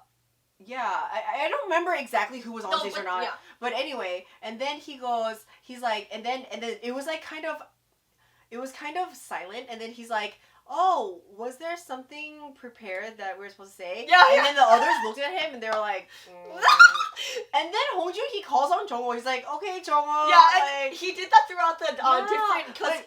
But it wasn't cringy or awkward. No, like Hongjun was like, and it was funny. Yeah, and the point, like, you know, also like with Hongjun, like it just feels so natural. Like he's not forcing anything. He's Everything he does is so him. Yeah, like it doesn't, like, you know when someone's on stage and their presence is kind of intimidating because they're so professional and perfect, and I feel like with Hongjun, he's so good about being like a little more lax and being like he can like loosen up a bit. Ateez is that in general. Like all of them, and it makes me want to cry because he's just like, and I know a lot of groups do this too, but I specifically like Hongjun is just so, he makes you feel like you're at his home. Like this is our shit. Like we're here. Like if I were to pick a leader to just be like, oh, okay. Oh, by the way, guys, I want you guys to see my new lock screen that we changed on the. I have Hongjun and Seonghwa. Oh. Wait, I was talking about my lock screen. Sorry. I don't have a new lock screen. No, but guys, look, it's Uyang and Yosang. Girl, can we talk about Yosang? Wait, oh my god. Yosang stands young. You need to collect your man. You need to collect your man. My voice is done. You need to collect Yosang. Okay, Yosang, I knew that he acts up. And I know that he had like the ability to do this, but the concert was another level. He been acting up. No, y'all. I mean, I'm sure you've seen clips now, but his arms. Yo's arms exist. And every outfit he wore, he didn't have arms. He flashed us. He didn't have arms. I mean, wait. He flashed us. Okay, now you're just putting things in my head, girl. But like, you know what? I feel I'm sure he did this with all the concerts in the tour. Huh. I feel like he channeled some energy. Can I just do this really quick? Left hook, right hook. Girl, I truly am though obsessed with that part. I know. When Yosang goes center, left hook, right hook. Well, the first time we even noticed it was in Pirate King. No, I mean we already know. Video. And obviously through fireworks, I was like, holy shit, Yosang. And through his voice in the tracks and stuff. But this concert, he has blonde hair and all that and stuff. But like he was like, I feel like Yosang was like ready. He was like, well, not only that, but his outfit. Like at one point, he had like a cutout, and he loves his body chains, girl. Like he loves his body chains. You need to collect your mans because Yosang coming for our throats. He was like seriously being so. His confidence and energy was. He was like, I am ready to show a teeny. It's been 2 years since the postponement. I'm gonna work my ass off, work myself out, and I'm gonna be like, hey. And he did it. He's like so like lovable. I love Yosang. And you know, every fan cam, we were like, he moves different too. Yeah. You know, he moves different. Well, I mean, I just love the way Ateez in general. Yeah. All of them move so differently. But they come together so perfectly. But like you know how we always say like they all have like perfect rhythm. They're like they're so good. We're not going down the list of people. Oh, no. I just want to mention things that like happened in like our heads and stuff. But I just remember being so shocked. Girl, what stage was it with the mask? Oh, that was Inception. Oh my girl. Yeah. The mask. Yes. Cry. Inception. The beginning of Inception, like the way they did the classical like remix, basically, it was so beautiful. Oh, that's what I wanted to say earlier about Ateez, how theatrical they are, but crazy performers, singers, songwriters, whatever. They always have this like classic-y symphony orchestra thing about them. But anyway, with that performance, I remember like he was like. Yosang, guys, if you haven't seen it yet, please look up that performance of Inception during this tour. They all had beautiful masquerade masks on. Yep. That was one of the most beautiful things ever. That was one of the most beautiful, like, I just love that they put that spin to it, and then they went into, like, the song. Like, it was just... Like, Yosang literally went...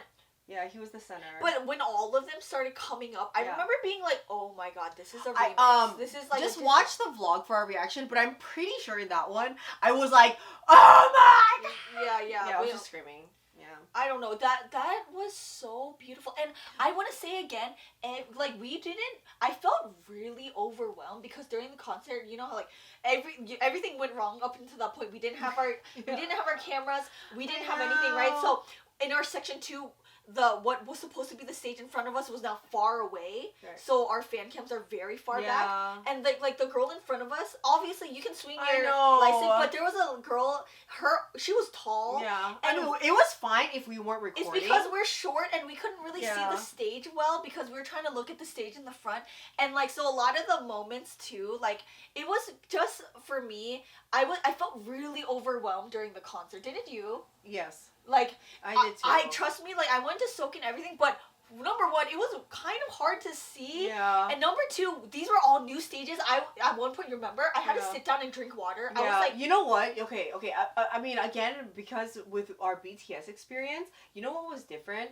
Also, even though like a lot of shit happened, which was our fault for the BTS concert, but the thing is, with BTS, we didn't do reactions, and we didn't save. Yeah, I just wanted to do a vlog. Yeah, I didn't do reactions at the time, even with you. So I watched every stage, every dance practice, every video. I already knew the movement, so we were even doing the moves and everything. With Ateez, I didn't know what the hell, because to this day, we haven't seen a lot of stages. We don't know a lot of the I said that earlier, No, I know, but that's why it makes it so, but that's why I'm bringing it together with, I it know. makes it Chungchin up. It makes it was more crazy, because for me, I was trying to record, trying to watch, and trying to soak in what the hell they were doing. Guys, it's really hard to vlog unless you're not naturally so, like, out there. We're very out there. I know there's a lot of people who can just, like, watch a concert like this. I know there's, like, people who can do this. We can't fucking do this because we jump and scream and dance. And it's so hard to I know. I think that's because what it is. genuinely,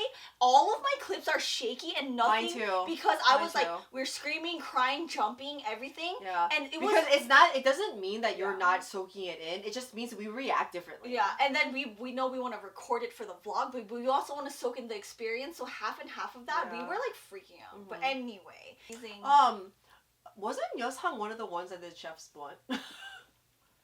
They were all doing Chef's Okay, Blunt. I made a note of Chef's Blunt because the weird thing is, we've seen multiple members do Chef's Blunt, girl, and I don't want to keep making it a thing. I really don't. I don't, because it's like so dumb that you do that. I don't want to make it a thing, but it's a thing now because one, Yoshang I think did it at one point. San did it in Celebrate. That was a comeback stage. Kind of did it. Mingi kind of did it. Yeah, Celebrate's comeback stage. Yeah, it's a comeback stage. But anyway, can I just say, I don't really want to go into Sun right now because I'm losing my shit. I'm thinking about, I can't talk about Sun right now.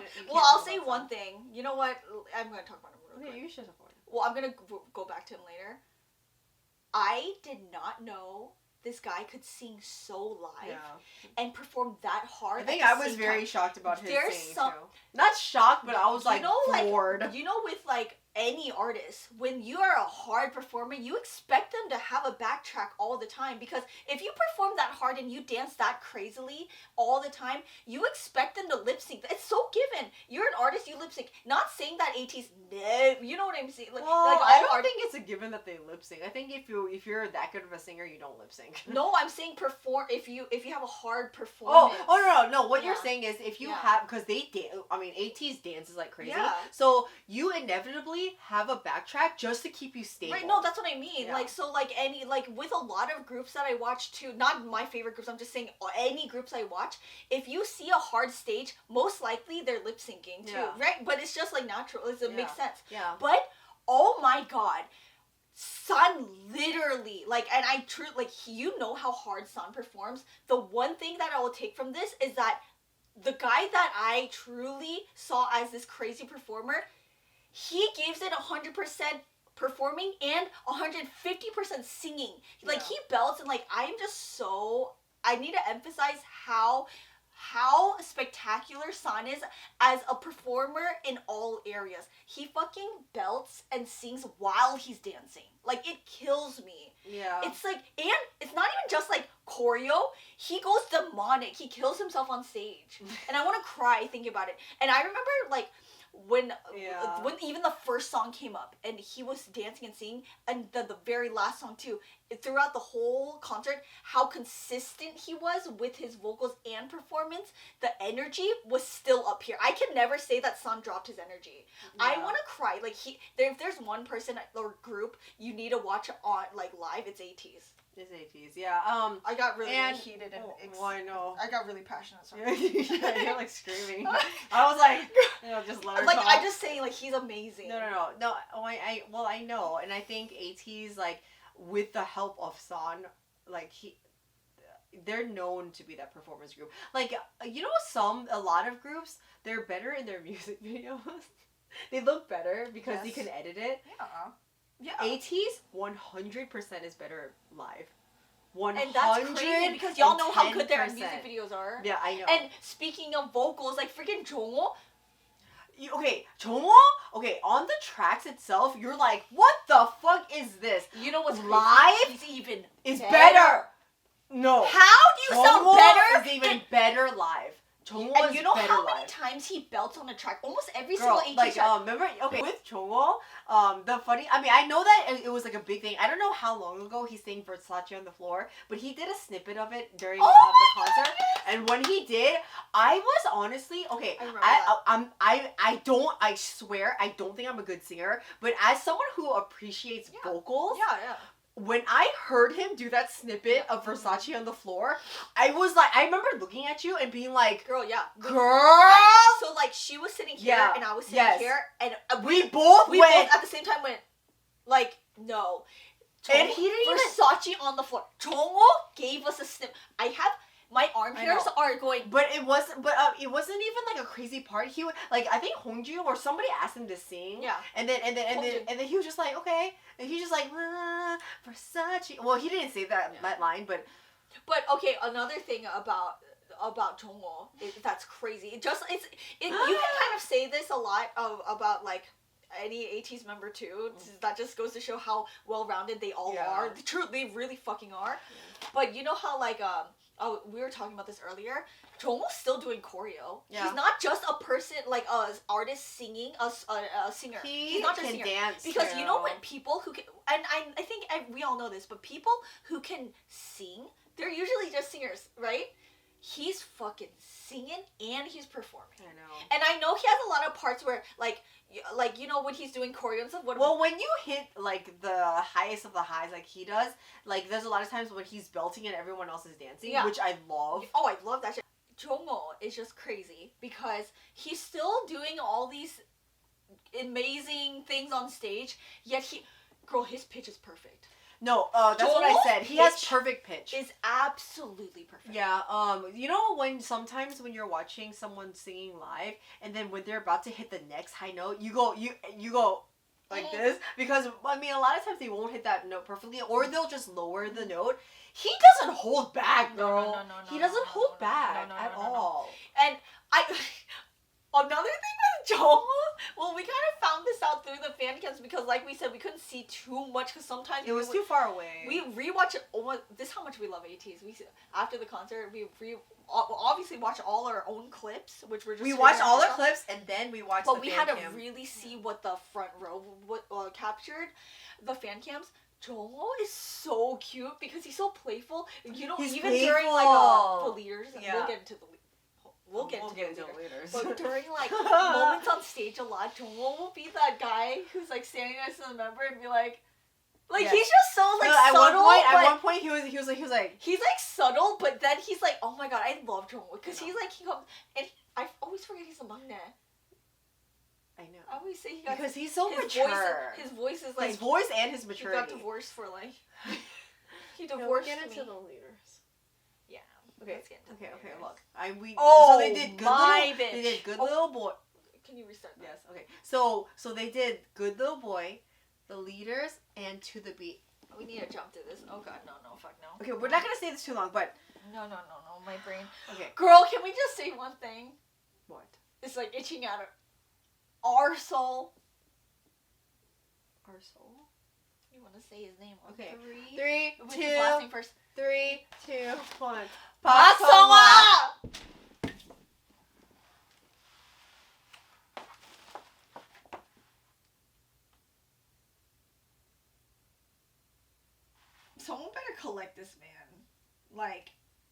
I'll do it. I'll do it. I'll fucking do it. No, I'll do it. I'll do it. I'll fucking collect this man. This guy is out of control. Like he's. You know what's crazy? We know who Seonghwa is. Yeah, we didn't know who PAKCST is. We didn't really understand the demon. So we saw this. We saw this a lot. Like, you know, he's part of the demon line, and obviously we saw it in fire. We saw it in a lot of the videos that we watched, and also but for me, I don't know how you felt about it, but whenever I watched a lot of like vlogs and different and some other things, and I thought he was just like really. I mean, I know he's sweet. I mean, they're all sweet. But when I saw what we saw at the concert, that was like some other planet, some other universe. Yeah. And like he's giving me like he's biased. He's biased. Biased. Oh no, girl, no, we can't scream. I'm sorry. Like Park Seong-hwa. Can we talk about his hair? His hair was black. Okay, so we saw the Chicago trips too. No, Seonghwa's fucking up everybody. I know Ateez going crazy. Seonghwa was trending on Twitter. Like I know Ateez are like they don't know who their bias is anymore because of Park Seong-hwa. Yeah, that's what we're saying. But you know, in To the Beat when they go to the left and they go to the right and then he just kind of body rolls to the left and to the right and then Hongjun goes. There was like an edit of that. It was really No, it wasn't an edit. He did it. No, I thought them cutting it. No, from him to Yeosang. Like, for Yeosang. Yeah, no, yes. I'm just saying. It was like a clip. No. The clip I have is not edited. Yeah. No, I know. Yeah. I didn't know how demonic he can be. You know in the best way. In the way that it's like, oh my god, you are so good. I feel like we needed to save Seonghwa for later. Because this guy, there's so many things we could unpack with him. Okay, here we go. 3, 2, 1. Oh, it's cute. It's like eternal sunshine. Yeah. The stage had bubbles. That's so cute. It's so cute. Can you even see this? I hope you guys can see it. Look. Oh my god, this is so cute. This is so fun. We have so many. Oh. We should have done a TikTok with this. Oh. Anyway. We were talking about Seonghwa, how hot he was. We were talking about the leaders and To the Beat. Oh no. And that was a crazy. I really love that the song, The Leaders, they're really emphasizing that they're kind of leading the next, you know, like the big wave of like just music in Korea and worldwide in general. Yeah. And they're and the fact that they don't call Hongjun the leader, they call him the captain, and that I don't know, it's just really fitting because all of them are rapping. Yeah. The thing that we notice a lot, like even Jongho rapped and Jongho has they all have such flow. I love them. We just love that kind of song. Do you want some slushy? They did Good Little Boy To the Beat and Hongjun wrote and produced that song. Yeah. And so it's just like, I don't know, it's just so good. It's crazy. We didn't, like we said before, we didn't know what to expect and stuff. And so when we said it reminded us of Cypher. Yeah. We love that. Yeah.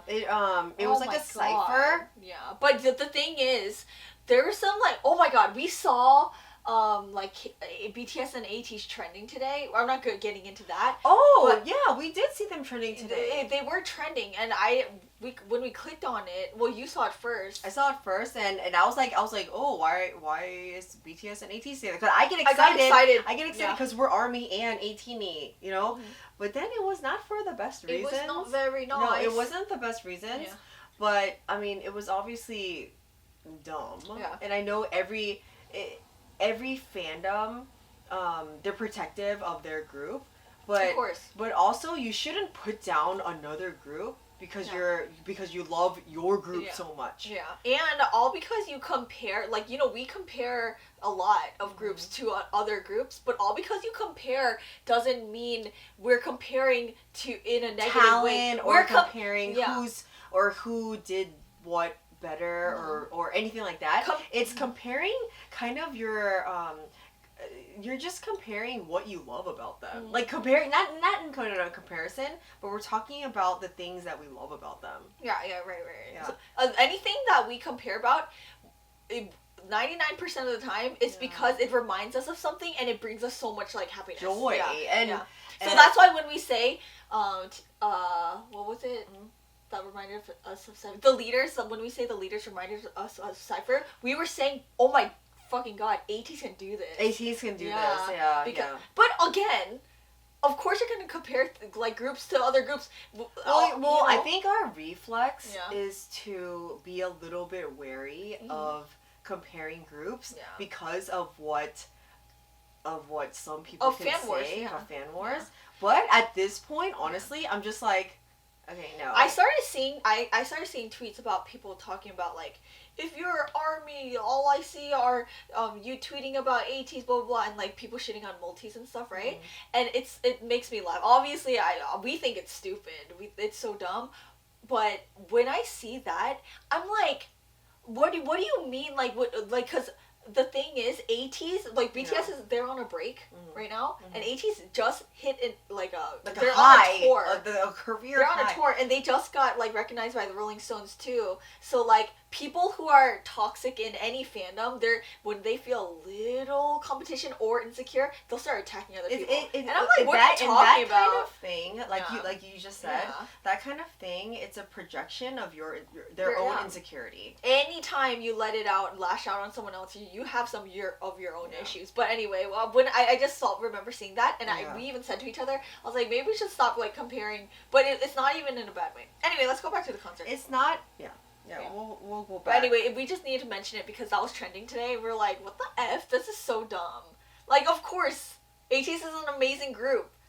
And you're going to compare it to what you already know. Yeah, I just don't like it when people, I mean, we've already talked about this, but how people gatekeep the fandom and things. But I'm just like, I mean, I don't know. I love all my groups. And also, by the way, nothing's original. Nothing in this world's original. That is very true. When you see a concept, like, I saw some people saying, like, and I'm not trying to back up anyone. I love BTS and I love Ateez. I truly mean that now. People were saying, like, apparently some concepts were being stolen. Every concept's stolen. It's not even just that. There's inspiration everywhere. It's supposed to be called inspiration. Yeah, and speaking of, like, just how we talk about parallel universes and just the universe in general, history, whether time is linear or circular, it repeats itself. Yeah, I know. It really does. Yeah. But people are always influenced by other people. Exactly.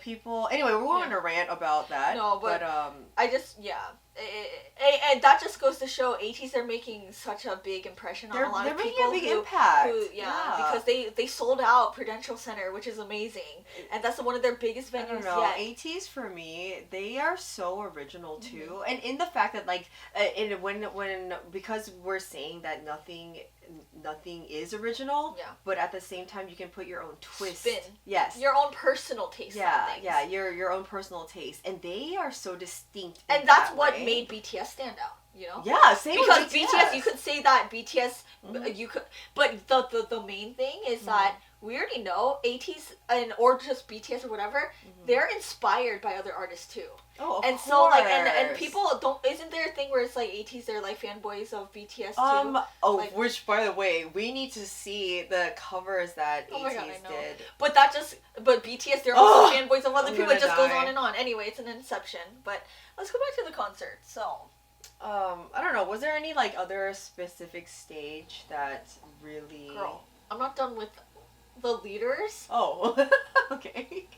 Well, we were tweeting our asses off. You can see that there. Yeah. Specifically. Yeah. Girl, I just have to mention. What? I will never get over it. Because you know how, like, we already talked about Songwa? Songwa's getting crazy. I almost said Usan. Wooyoung?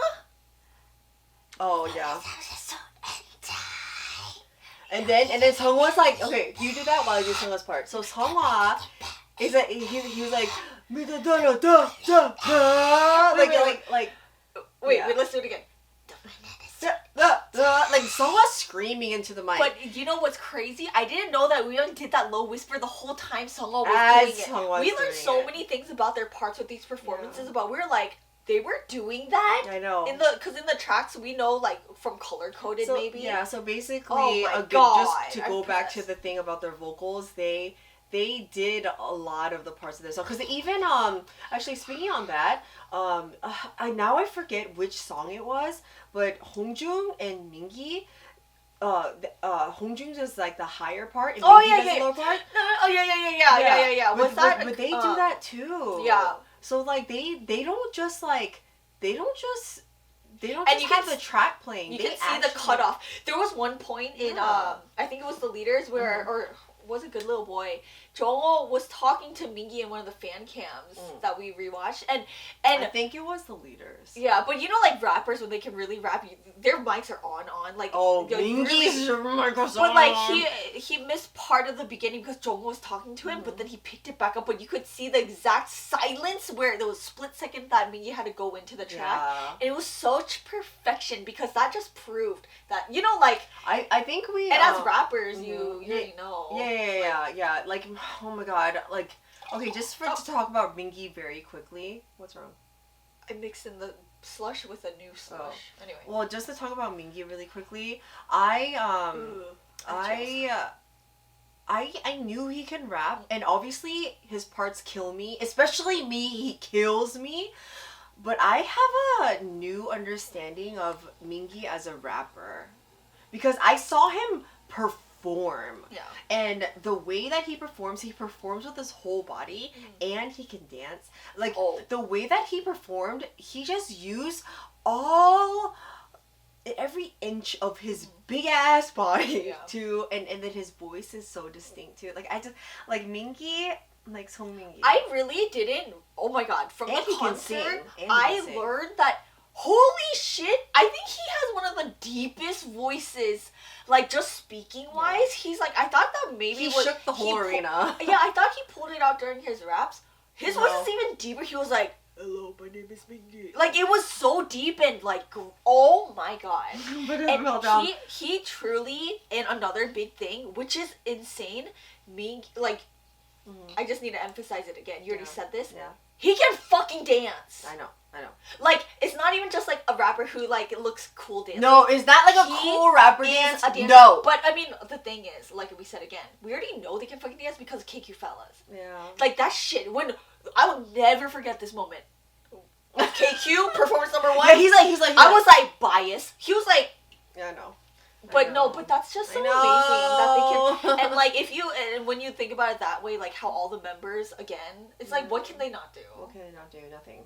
But girl, wait, that you know how like just how the Take Me Home intro of San, the fog machine was so effing thick and big, and I couldn't see that. So like that's one thing. The fog kept going up apparently, like, and I didn't even realize because we didn't see too much of the stage. The other stages too, there was fog that popped up. Yeah. I don't know what was up with the fog machine, but they fucked up San's I don't know. intro. All I gotta say about Prudential Center, y'all done fucked up. I know, man. But like, it's like I gotta rewatch Take Me Home because I don't even effing know. But that was amazing. We saw the other maybe Chicago or Atlanta that we actually saw what San did. We couldn't see it. Girl, we were again rewatching fan cams of things closer up yesterday night, but you know how they have like a demon line and like that kind of thing.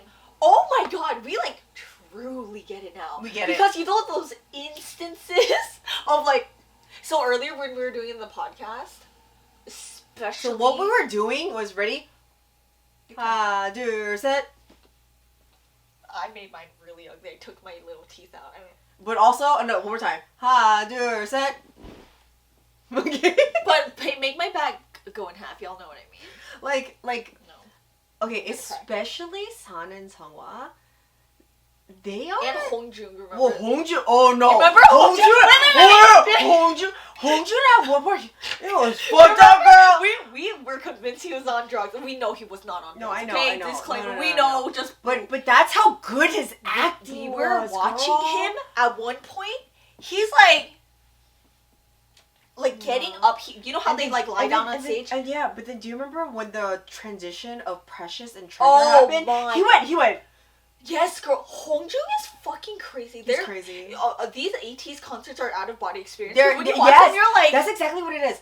I don't know how to emphasize this enough without just screaming to the top of my lungs, but their concerts, their performance itself, it's on another level. Like I don't know. And you know how like they all have their little moments. Even Yeosang was acting up and like they're like thrusting kings, by the way. They're just like okay. Oh my god, thrusting kings. But oh my god, do you remember we all at the point where we were looking at Songa for a second, right? Mm-hmm.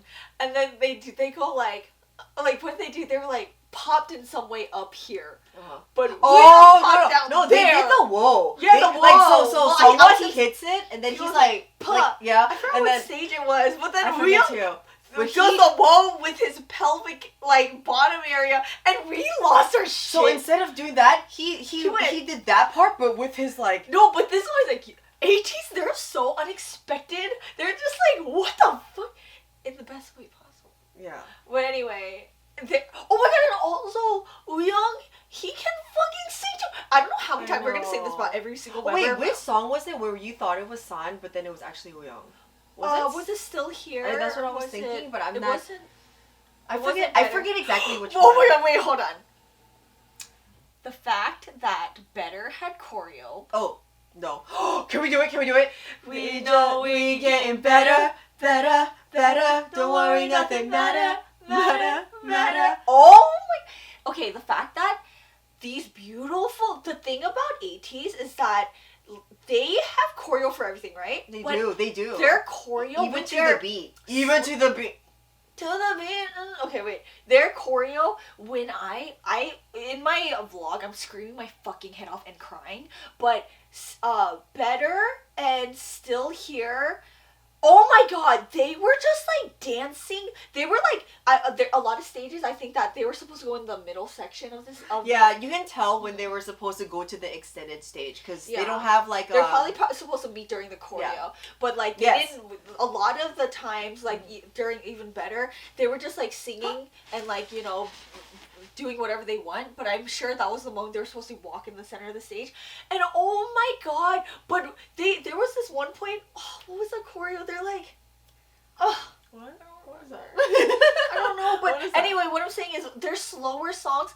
Like, remember he's so graceful. Oh man, I don't remember exactly what song anymore, but I don't know, there was this one specific part where they performed 27 songs. I know, I just saw a lot of songs, but there's this specific part when he's like not only an amazing hip hop dancer, I feel like he would be amazing in contemporary. Yeah, he's so graceful. Because like, I mean, we talk about his voice a lot, but oh my god, with your like a perfectly proportioned body, and when he goes center, girl, what he does it like he's like yeah. But remember, obviously, like Deja Vu and stuff, he has his moments, but things that like those are the popular moments, right? But if you really watch it, when Yuno goes center in the front, he really fucking breaks that shit down. What the part was it when he was like this? And yes, he was like, I know. That shit, you remember? That shit drives me crazy. It drives me crazy. It's like you know what Yuno does? He's a tease. Yeah. You know why? Because okay, for San and Seonghwa, I feel like they're just like giving you everything, but you're like, yes, I will eat up everything. He has moments like he kind of does it like kind of cute. And then, not even cute, but he kind of just does the move really well. And then all of a sudden, he goes, like, he does something. I mentioned he turns it on. It's his little spark. Wait, how many times are we going to say this? I don't know. About how they're so good center. But okay, anyway, back to the concert. His pitch is just... Oh. I mean, I already knew. Was one of the first voices, I think, that I was in love with. You too. You remember Light? I was like... Who the fuck is that? Yeah. And it was Yuno. He truly has one of the most gorgeous voices we were like, that was Yuno? Yeah, I want to cry. And he's so like, I don't know how to describe it. One of the things for his voice. He's so suave. Yeah. Oh yes. I think suave is a good name. Yeah. And you know what thing that I've already said to you, but I've noticed a lot of times when I'm just listening, I notice whenever there's like a bit of like really like a finesse to their voice, it's Oh yeah. Because he knows how to like really like control his voice in like a really silky. And I feel like he has like a very like a full voice. Yes. A full voice where it's. His tone is very like a full moon. It's a full moon that's pleasant to any ear. You know what I'm saying? Like, you don't have to be like, oh, I don't like this type of voice. It's like, you hear that and you're like, that's a singer. You know what I mean? Yes. That's Yes. Because some people have different types of voices, but is the one that's like, that is a singer. Yes. You know, like, he just sounds so fucking good. Yeah. I know what you mean. Yeah. Yes. I fucking love them. I love them. You know what I wrote in here? What? I said, you know it's so fucking great, so oh my god, his center moments are fucking everything. But that's a Yosong! Yeah, that was like Yosong too. Right. That's like Yosong too. Again, control your men! Yeah. But they're now our men, so y'all better watch out. Y'all better fucking watch out. I did want to ask you, who surprised you the most though? Like surprised because we saw their live performance. Like, we actually saw it live. No, you can say whoever. Like even if like we've already talked about that. Like, just because we were talking about Wooyoung, Wooyoung, he has like a lot of those spark moments during the performances too. Because you know what's so hot about Wooyoung? Yeah. The way that he actually doesn't, at least for the concert. We haven't seen a lot of things yet. Yeah. But at least for the concert, he doesn't go all out like Seonghwa and San. Wooyoung, he does his move so well, but then all of a sudden, you know that one part where he does something with his tongue and he hits his mic. I fucking love him. Like in his facial expression. You know what about Wooyoung? Okay, this guy. I mean, everyone already knows this by now, but we haven't seen his artist of the month, so we don't even know. So this is us not even knowing that. Yeah, this is us just concert. Yeah. I truly mean this. He is, expression-wise, I'm like so fucking scared of him. Yeah. He is truly he's like a master at being like, I'm a fucking demon and you're gonna know. Yeah. Because like, there's something. His face? It's like. It's he has this crazy psychotic, like demon stank face. He always goes. It doesn't matter what the fucking song is. I remember like it was like a softer song and he's like. And then you remember San was killing himself in one of the softer songs. Oh my god! But I just need to say, his little tight outfit. The black and the green, and then like he's just like, and then he's just like, all of a sudden he's like hot as fuck, and he's like, yeah. Hongjin was like, I do something, and then he was, and then San was like, you guys really like that? Like, there were so many good during moments. The concert, I remember I was screaming baby at Wooyoung. I was like, baby! I was like literally screaming out baby, but I'm like, that made me fall in love with him 10 times more. Every time the fucking screen went on Wooyoung's face, I was like, baby! Girl, Mingi came out in a fucking boxer outfit. It was like during the reel and things. Well, it transitioned. I know the transition, but he had like that red boxer robe, and he was like, oh my god, wait, we need to back up. We're still talking about Mingi during was it To the Beat when he took off his jacket and he was like. With Yuno and Jongwoo in the middle. Jongwoo was in the middle. I mean, Yuno didn't take his jacket off, but he was being a tease. But then... Okay, wait. So, to your memory... Okay, so I know a lot of the things we're talking about, we saw through the fan cams, right? Like, upper close. Because we were craving to see what their expressions were. Like, we know... You're right, though. You know? Yes. But, like, through our experience of the concert, remember? So, in my memory... just bounce off of me whatever you think of. Okay. I just remember being at the concert, right? And, like, we said we didn't have, like, the best view ever, but... the thing that blew me away was like, as I was like trying to watch and record and stuff, my vision, looking at the screen and trying to look at the stage. I did the same. And then screaming my ass off because someone would belt out a note. Like, for instance, Sun was so loud and clear and vocal, and Jong was so like perfect in pitch, and then Yeosang like flashed his ab and shit. Every moment I got to process something, they just made me black out. Yeah. Like, they were so freaking incredible.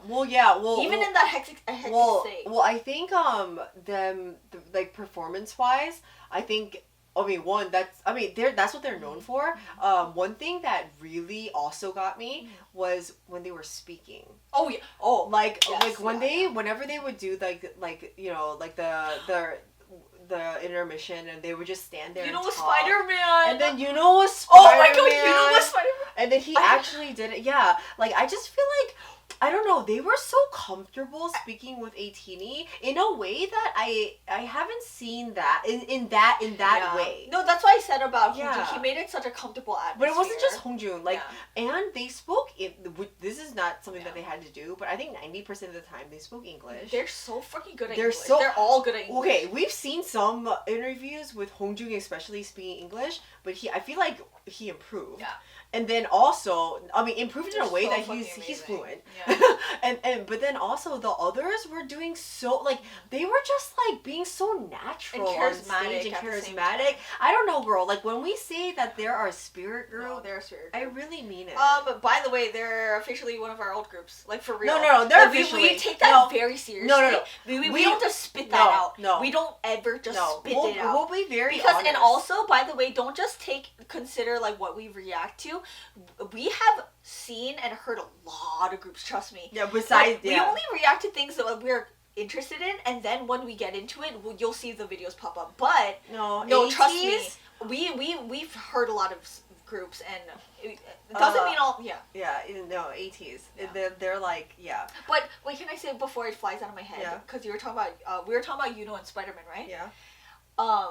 Yuno gave Wooyoung an Iron Man like mask. It's one of those really expensive masks for his birthday. Oh, he did?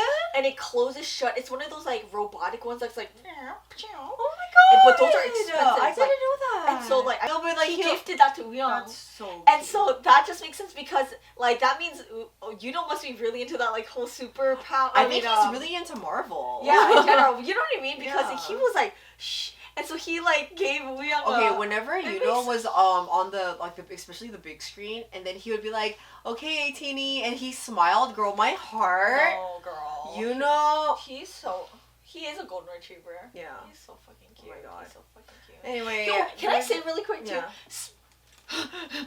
San is so loud. If I could pick someone to like be, like he needs to be in a this is one thing that we said.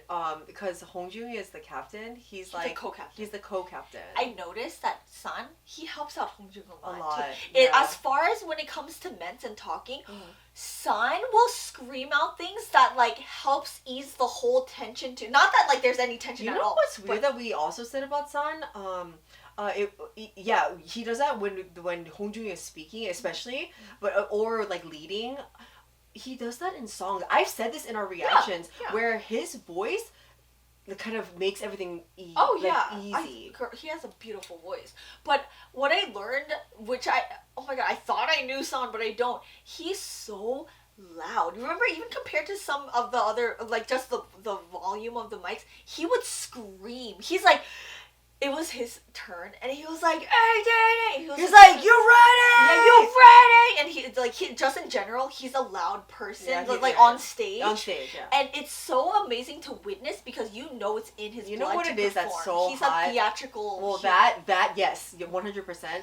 But also, like, it's so hot that he knows this is like the moment for Ateez and Ateez. But anyway, the energy never went down, and the different types of emotions that each stage brought was so amazing. I mean, I think the one thing that I do want to say though, like for real, I think because obviously we're new Ateez, that I was like a little sad that they didn't do like Light and Aurora. Oh yeah. I was gonna say that. Really I was gonna mention that. Yeah, I really was. Because that's our. I know, because we kind of. I think those were like the songs. Even when I first got into Ateez years ago, or not into, but I found them or whatever. Those is what caught my attention, and somebody did say that actually a lot of the concerts they do perform Light. Well, not only that, apparently in the previous concerts, sometimes they did KQ fella performances, but we were discussing this, and we're like, this is one of their biggest tours ever to date, and so they're gonna. I'm not sad about it. No, I know, but like it makes sense because they're gonna perform more of their popular songs and well-known songs, and new songs, and newer songs too. Obviously, they came out with a whole ass comeback right before this, I know, which is amazing that they prepared all this for within that short time, but like. We really wanted Aurora. I wanted Aurora and Light. Yeah, I really. That, oh my god. That was like that one. Oh, but the way that Hongju, I wasn't sad in this moment, but I kept thinking about whenever Hongju looked up into the stage or to the audience, the way that he looked at us. No, I know. Was as if he was looking at the Aurora. I get it. I can see his thought process because he was literally like, oh my god, and then Hongjun cried. No. So when Hongjun, I remember being like, he walked to the stage a lot. Hongjun you could tell. Oh, I'm gonna cry right now. Girl, I'm about to cry. Oh, I'm about to choke up. I know, I'm about to cry. I already said this before, but like, especially Hongjun, and I feel like all of them, but you could really tell they were soaking in this moment, and they were really letting it in where they were like, this is our biggest arena. And not to mention, we sat next to an Ateez who had been with Ateez from the beginning when they had like 5,000 people. Yes, well, this part, let's just talk about this. Yeah. Like, I was sitting next to an Ateez, and she was talking to me, and she said that she had been with them since the beginning, and during Star, she was bawling. She was bawling. And I turned around and I remember being like, oh my god, are you okay? And then she was like, no, I'm glad people are recognizing, and I'm pretty sure she looked at me. She talked and I was still sobbing at that point. I know. I'm pretty sure she looked, because during the whole time, me and we both were like going crazy. And I think I can see that because she was sitting behind us, or not behind, but like further away from us. I know she's so sweet. She was looking at us and being like, oh my god, they're having so much fun. And then I told her, when she told me that she was like, she was there from the beginning, I told her, I was like, oh my god, I recently got into them, and I can't imagine how you're feeling. And then she looked at me and she was like, I'm just glad more people are recognizing how great they are, because she said she knew from the beginning. Oh no, girl, I'm gonna cry, because like, the lady next to me, she was like an amazing person to sit next to too, because she appreciated every moment. So they were very opposite though. She was more quiet. We like, her dancing together. You know what's crazy though? Because during the BTS concert, those people we sat around, they were not matching our vibe. No. We were dancing, screaming, crying. Yeah. We were like losing There was our a section next to us that was. Yeah. But our section was not but dancing. The people directly next to us. Which is fine. No, it's fine. But what I'm saying is like, we felt obnoxious because of how crazy we were. But then we kept reminding ourselves, we were like, girl, it's our concert. It's okay. Yeah. But everyone else, we didn't, they were literally sitting down. Yeah. And we're like, it's a concert, I'm going to get up. But anyway, this concert come around, now, everyone around us was like freaking the fuck out, right? I even clashed army. You even clashed like tees with someone behind me. But like going back to the girl who is next to you, I am so glad we were in the section and row we were in, because I couldn't have asked for any other person to sit next to, like the Ateez we were both sitting next to. It was everything. Well, everyone that we talked to there was so incredibly sweet. Yeah. I remember like when we went to go use the bathroom in the and then we were wearing these masks, and then somebody was like, girl, like everyone was just complimenting each other. And not to mention, everyone looked so cute. Yeah. Oh my god, everyone had the same type of vibe too. Somehow we all matched. I love that because you know when you go to concerts for different groups, the whole the vibe is different. The vibe is different, and it was clearly like an 18 like you vibe. can see which group. Oh, I love it the so themes much, the themes per concert. But anyway, it was just that concert. I don't know. You know the part. I think it was during Turbulence when they went up to the stage that lifted up, and then at that point we kind of freaked out because we were like, they're kind of getting closer to our eye level. No, but I really mean it when, like, even though we weren't as close to the stage, like, being so far back and seeing how crazy and heavy they were, like, performing, they legit took my breath away. Like, at one point, like, I had to stop and we had to we wanted to get drinks anyway, but I needed a water. At one point, I was legit sipping on my water bottle. Like, I needed a break. Like, you know how we all had to sit down? Like, the crazy thing about Ateez is that they were, like, going so hard, all like 150,000% of the time, on and on and on and on. And I felt like I was like, oh my god, I need water. Like, how are they doing it? I think so we were feeling the same because I wasn't sure if you were feeling this way. That it was like bam, bam, no, bam, no, bam, girl, bam. that's how we felt. And then every time there was an intermission or a VCR, I was like, okay, let me breathe. Because remember, we all got to sit down for a second, and then they came back. One of the funny parts was when so we all sat down because it was some kind of intermission or VCR, and then something happened, and then everyone stood up, and then it was like a VCR again, and then everyone was like, oh, we all sat down. But it was kind of more like a relief because everyone was so fucking tired. But that goes to we're not even doing anything. They're performing, and it's not even just that they're performing the songs. They are fucking singing on pitch, no lip sync. I can't emphasize enough how loud their mics were. They were screaming, and I remember being like, the one thing I can take away from as far as audio, I remember being like, oh my god, I can't stand it because I didn't realize how good they were live.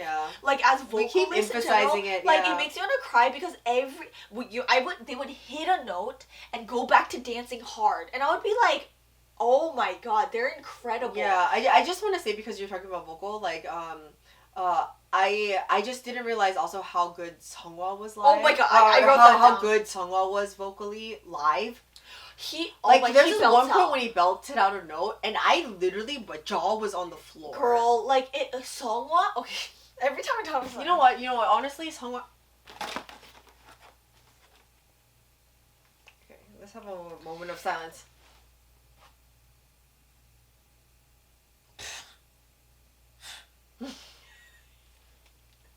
You know what it is about Seonghwa? Remember when he had that sword? Don't remind me. You know what's crazy? Because, like, Seonghwa, I feel like we're still we're, like, slowly unraveling who he is. I mean, like, we are with all of them, too. All of them. But I feel like he surprised us so much, too, because I just remember every time he came up, I was like... We were screaming like we were getting murdered. I know. Like, we were like screaming Bloody Mary. Like, not only his outfits, by the way, his haircut. His choke. I don't know who the fuck dressed him up. And then he had a fade on the side. Like, besides his visual, he just knows how to work his body. There's this part when, the leaders, or to the beat, I think it was the leaders that started, and the light went from green to red. And then he knew the light was changing, and he went like this. He went, oh yeah. No, and then he went, and he sticks his tongue out like. But you know what? Like, I feel like when Ateez, they do things like that where they stick out their tongue or like they thrust or like things that are like so like like that big moment when they slip it in a lot. But it feels so naturally demonic. Like, I believe that they were. Like, it's in their body. You know how, like, San has a twitch and suddenly he's, like, killing himself on stage? Like, there was this one part where San was, like, in the middle of the stage. He literally, all of a sudden, he goes... Yeah, he grabs his neck and he starts, like, strangling himself dead. And then on the other side, Seonghwa is, like, literally, like possessed. That's why we kept going like this. But I just want to emphasize, when people call them demons, I'm like, y'all need to see them live. Because, like, that is so... We're so lucky to see them live. I know. It's an honor to see them live. Like, we saw Ateez live. Ateez if there's one group live. you need to see performances, them. Like, I just really can't emphasize They that seemed really happy that night. They like were, all of them. I remember at one point Yeosang, when he went on screen, he had the biggest smile on his face. I don't know why. Every time I think Yeosang, yeah, like he there was this one part, I forget when it was, but he was talking to us. I forget which song before or after it was, but he was like 18, and I was just like, oh my god. Do you remember like Hongjun? Like Hongjun was like during the men's, he was kind of calling out people to like, it's your turn. It's your turn. You fill up the space. It's your turn. You know. And then it was Yeosang's turn, and then he was like, and Yeosang like with his big old arms and stuff, he was like walking on stage. But Yeosang was being like, his presence seemed. It's bright and comforting. Yeah, I know. But I feel like there was some. I keep talking about him. There was some energy about him where I felt like he was just so proud to be there. You know, like Yeosang it made me feel proud to be there too. Because when there was something about Yeosang, there was just something that's so special. That's why I remember. You remember when after the concert, I was like, impression wise, I was like, Yeosang did it. You remember? And I was like, I think it's because his aura came off as like not only the confidence he exuded, but like I just felt like he was like, I was ready for this moment. Yeah, I was ready for this moment. Because I think other 18s have told us and talked about this before, but something some switch flipped in him like pretty recently, and like I saw it though. Like, you know, when Pirate King, we always talk about this moment, and Pirate King when he's in the center and he's like, yeah, but girl, oh my god, we should pass that. He flashed his ass. I think at that point my camera like flew down. I'm just gonna say, because we're gonna put up a vlog soon. Yeah. But a lot of the iconic moments we missed because we were flipping the fuck out. You know what? If you ever see this in my vlog, maybe she happened to catch it or something, but even like that Inception part. No, I don't think I even caught that. Deja vu. I don't even know if we got no. Deja vu. No, okay. First of all, I think Deja vu. The funniest thing is, I think, girl, Deja vu. I don't think both of us got anything. No, girl, I got the beginning, and then I think at one point I get murdered. Like, I have a murderous scream, and we're like both screaming our fucking heads off, and it's black. Yeah, me too. Like, I think so don't expect stages. Yeah, it's not a stage. We recorded our reaction, but you know how like when you're at a concert, you're screaming your head off, but you forget that you can the video picks up your sound. When we went back to the hotel, we would replay our clips, and all you hear is either me singing off pitch, or us screaming our heads off. The weird thing is, you're never off pitch, but at concerts you are. It's when I can't hear shit. You know why? It's because like you're just screaming your head off. It's because I'm screaming my head off. By the way, I lost my fucking voice. I really did. You remember? I couldn't fucking talk. I was screaming like a maniac, and thank God the lady next to me was so sweet. She was like an older woman, but she looked behind, and every time I would lose my shit, she would go back. Well, she said this once. She was like, "You wanna hug them, don't they?" I know. Told you. We had such sweet neighbors. It was very different. Like when the girl next to me, so I was like, "Who's your bias?" Yeah. And she goes, "Mingy." She's like, "I saw your fix on sign," and then we were like, "Mingy!" Oh my god. A lot of people I felt so proud to hold Usan, because when we were walking through, I heard people be like, "Oh, she's holding Usan." I was like, I know. We're like fully invested. Well, I love them. I love them so much. I love them like, so much. they performed all of their their hit songs like Thanks, and they did Fire when they did Brunoria, when they did Fire, well, clearly, you know what's cool? They had little fireworks in there. Yeah, I know. They had flames. You know, that's an indoor Yeah, they had crazy. Flames. Yeah, I couldn't believe they did that. I know. You know, when they were the flames were popping up, I was like, whoa! And I was trying to get the flames. I was thinking that too. Yeah. When it was going off, I was like, huh? I was like, holy shit! I was like, whoa, that's crazy. But girl, you know, so obviously. Wait a minute. Oh yeah, no, go ahead. We were holding our signs so that they could try to see us and stuff, and so anytime it was a ment or the boys were doing a song where there was not a lot of choreo was involved, but they would come to our side of the stage, we would be like this and stuff. Unfortunately, we were probably too far back for them to see. Man, again, if they were the extended stage, they would have definitely seen us. Yeah, but I feel like for them, every time they went to the back, I feel like every single one of them, they're probably in their heads. They're like, I wish that fucking middle stage with them was. No, was I know there. they were thinking that too. Because they kept crawling to the sides and literally being like, you could see they were trying to make eye contact with every single person. It was, I mean, like, it was just so heartwarming to see because they were like, hi, hi. I know. Oh, I know. They're so effing cute. I love them. I'm just glad, seeing the choreo to songs that don't have music videos, like Take Me Home, Better and stuff like that. I'm just glad, like, we saw that. And they just, like, constantly are dancing. Better. I know. Better. And, well, but, but during Take Me Home, I think Take Me Home was one of my favorite stages. Oh my god, the mirror thing was the most beautiful thing ever. Yeah, because the mirror thing. And, like, they all had their, like, individual spotlights and stuff. Obviously, I want to freaking... it kills my soul that I didn't see Sun's moment, but that stage was incredible. And, like I said, with, like, their really beautiful songs, they had a beautiful stage for it, and what I love about it is they have such amazing, like, simple choreo movements to it. You remember in, like, Celebrate, they had mic stands, right? Or when we watched their comeback stage. Yeah, comeback stage. Yeah. And then, I don't know, we are now using a new camera because my camera died because we've been talking so long. So, are you recording right now? We're officially on a new camera. The graininess is gonna be okay. So this episode is very long, girl. Okay. Anyway. Okay. So wait. What were you saying?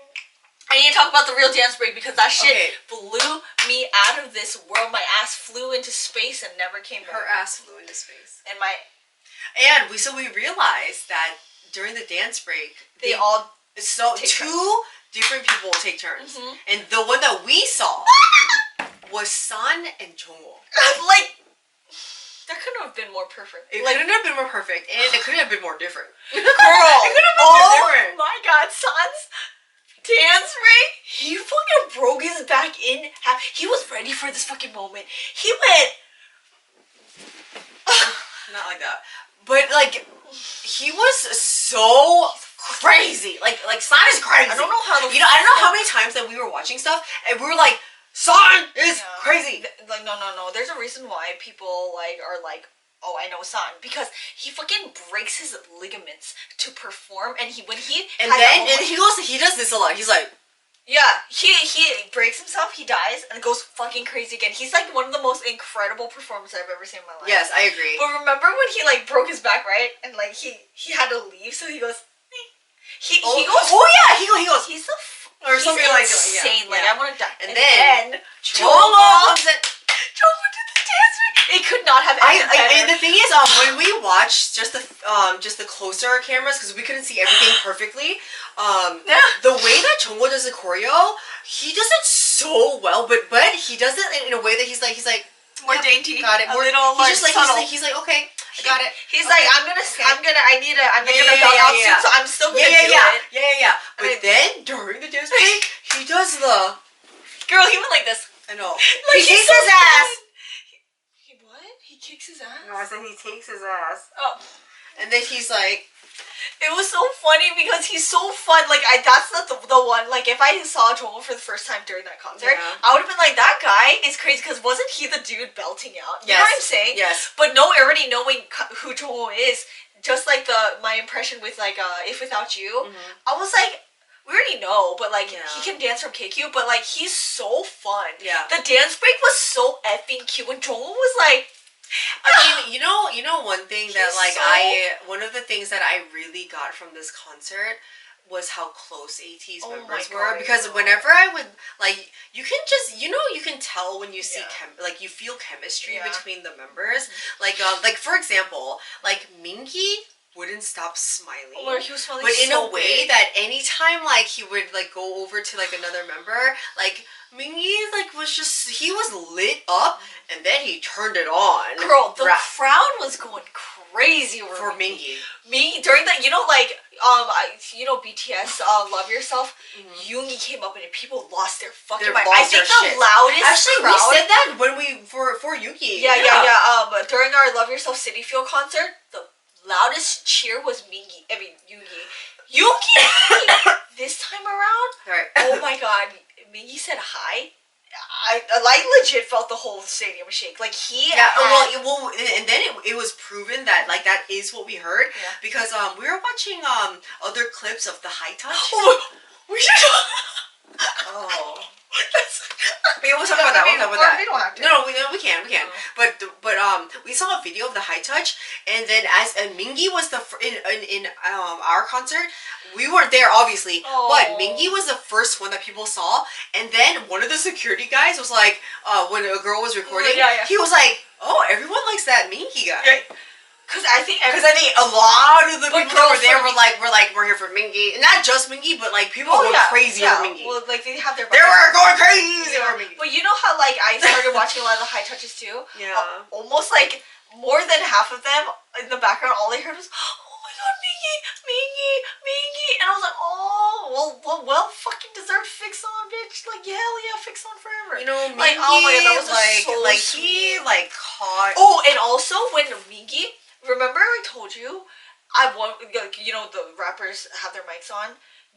Oh my god, when Mingy was spitting at one point, he was like looking at the camera and spitting, and it was just him. He was like, blah, blah, blah, blah, blah, blah. And I remember being like, holy shit. Like, this guy is fucking spitting. Like, like real, like actually, it was one of those things where it's like out of body experience again, where I'm like, am I really hearing this? And his voice is so, like, the bass, you can really tell it's... Like Mingy... Holy shit, I mean, I can say this about all the members, but I'm just gonna say about Mingy that he is even a better performer and rapper than I thought he was. And like, truly. They all are, too. You know, like, that's why, like, I know, like...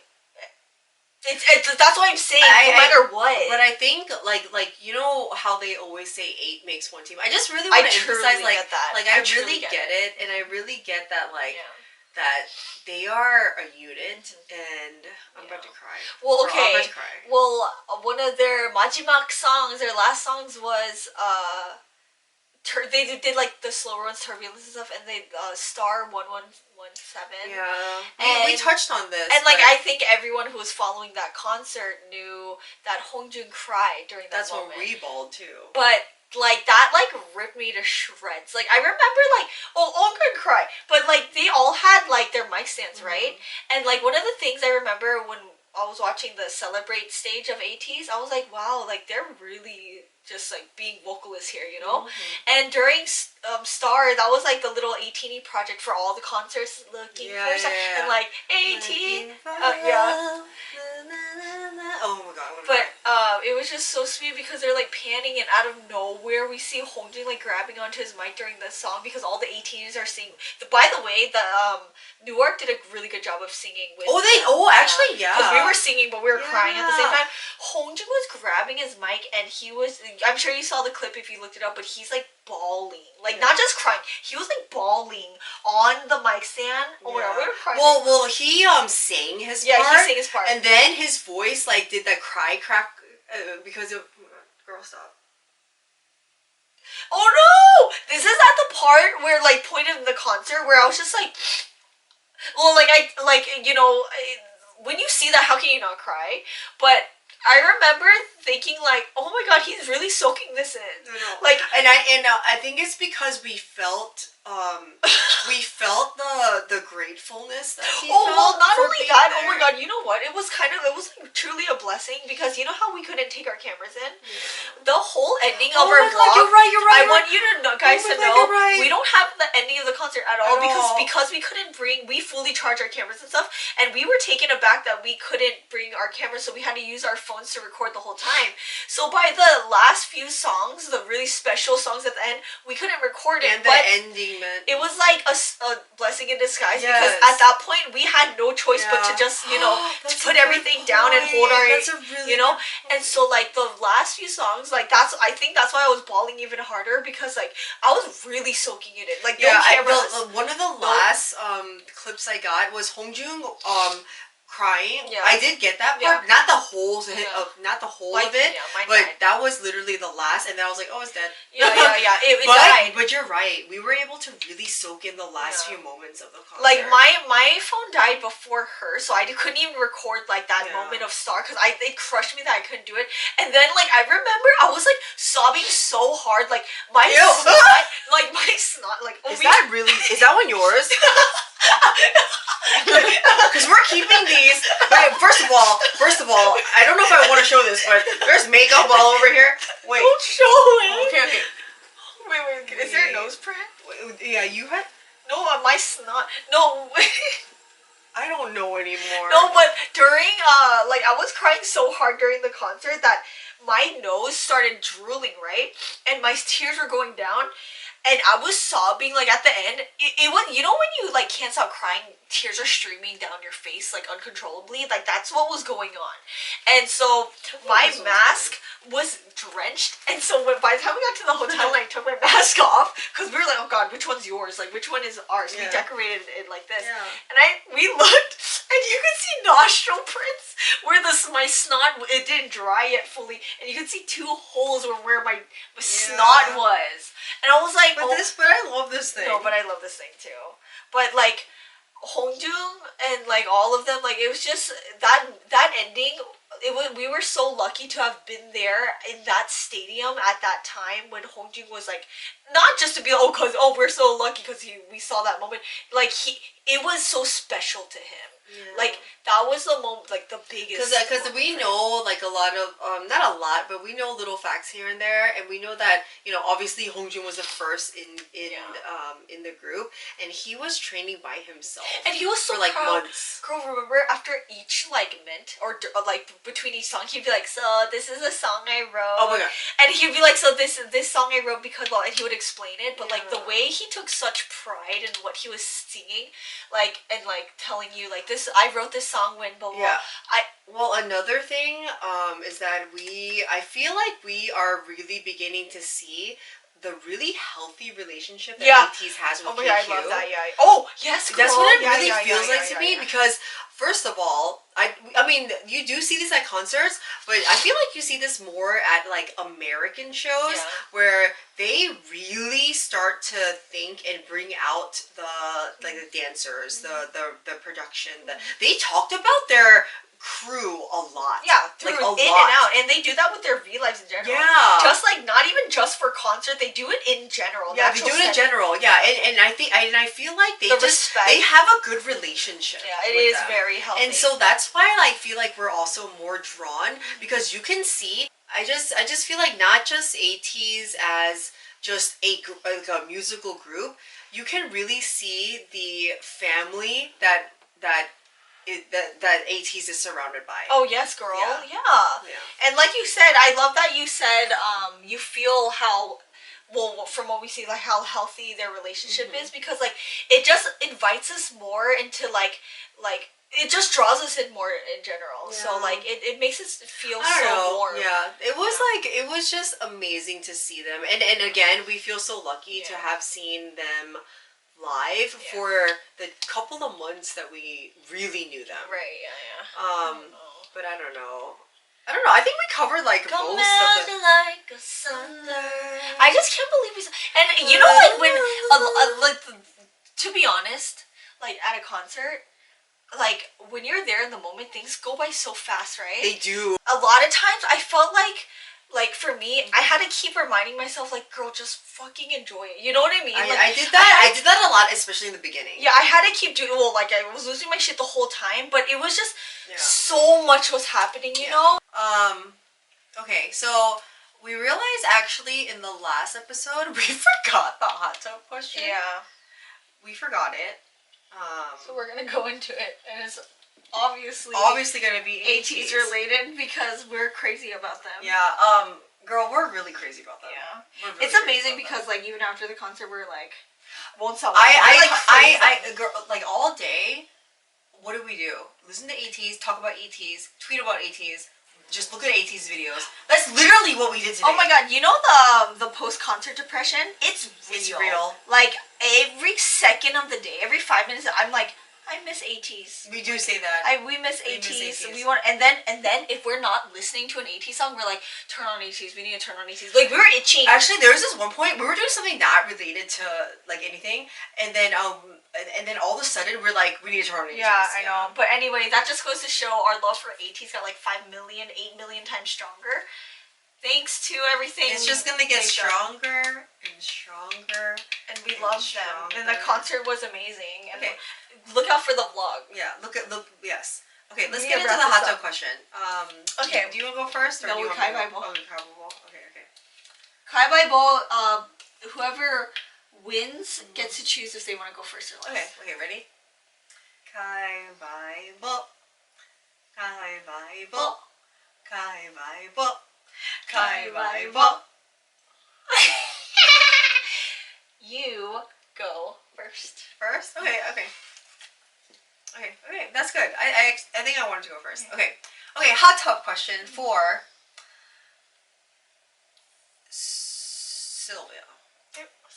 I don't know why I did that. I don't know why. I think I forgot who you were. We're getting delirious. We're talking. It's very late. It's long. 2:18. If you're still here, holy crap. I know. Okay. Hot tub question is would you rather, by the way. Yeah. What? Actually, what? No, it's just funny because it makes sense that our video would be. Are you listening to me? Yeah, I'm listening. Okay, it makes sense that our video or our podcast episode would be this long because our Ateez videos are that long. There you go. Yeah. Anyway, okay.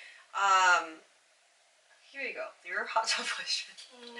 This is would you rather. Would you rather? So Yeosang in a beret with black hair. So think about kind of like celebrating. Oh no, that's good. Okay. Like fireworks. Yes. Yeah. Like fireworks. Yeah. Like celebrate / fireworks. Yes, Yeosang. Oh, okay. That's a good one. Okay.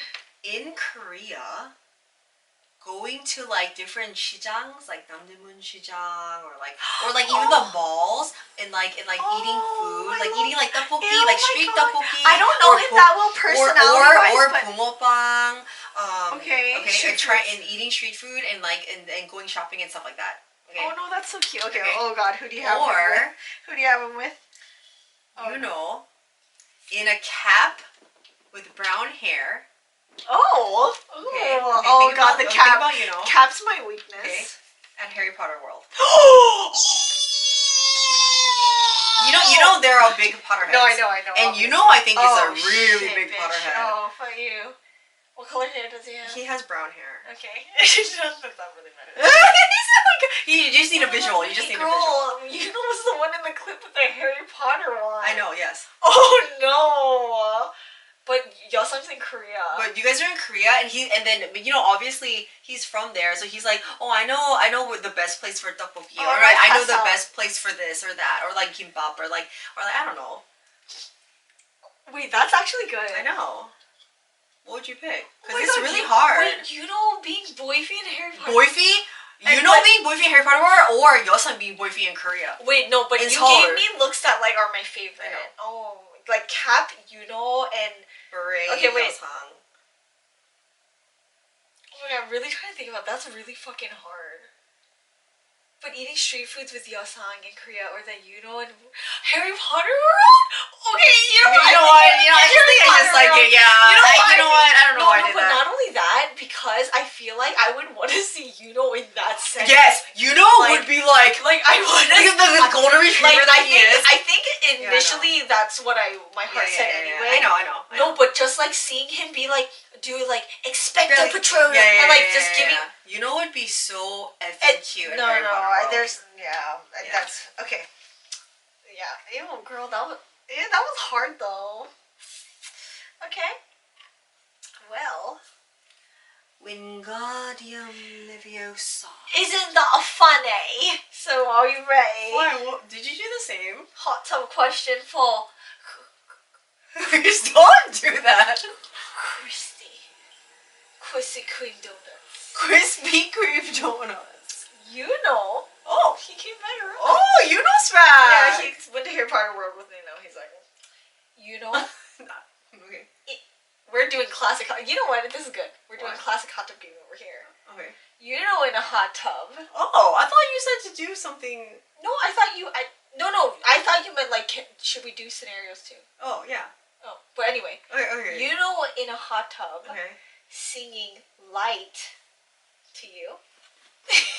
But that's what I mean by classic hot tub game. This is how it started, originated. Or Hongjun singing Aurora.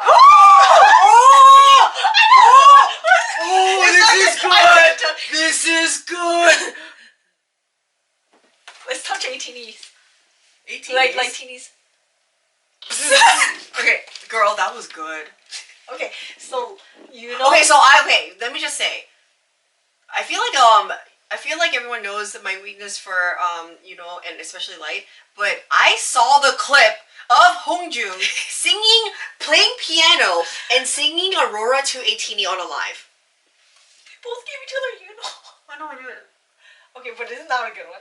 Because that's like two, like. Oh my god, but that's really good. But for real, you guys need to know, like off camera, yeah. we kept during our the treasure era when we got during that moment of our episode for 18 Adventure, we kept asking each other back and forth. We were like, okay, girl, what now?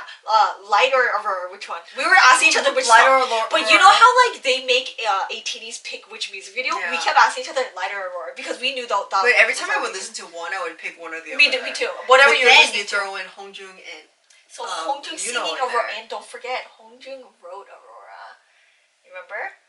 And I think he produced it. Yeah, or because he killed that fucking shit in Light. I'm about to and gouge my eyes you're out. in a hot tub at the same time.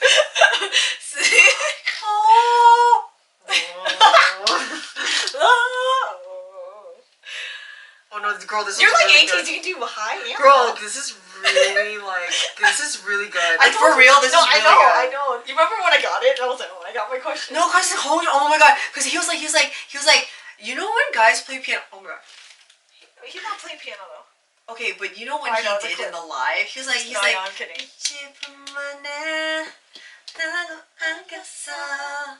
And then he goes, and I'm like, we don't. and you know,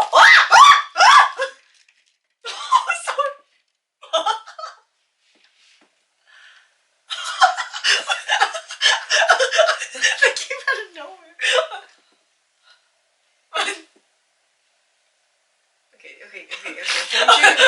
Hongjun, you know.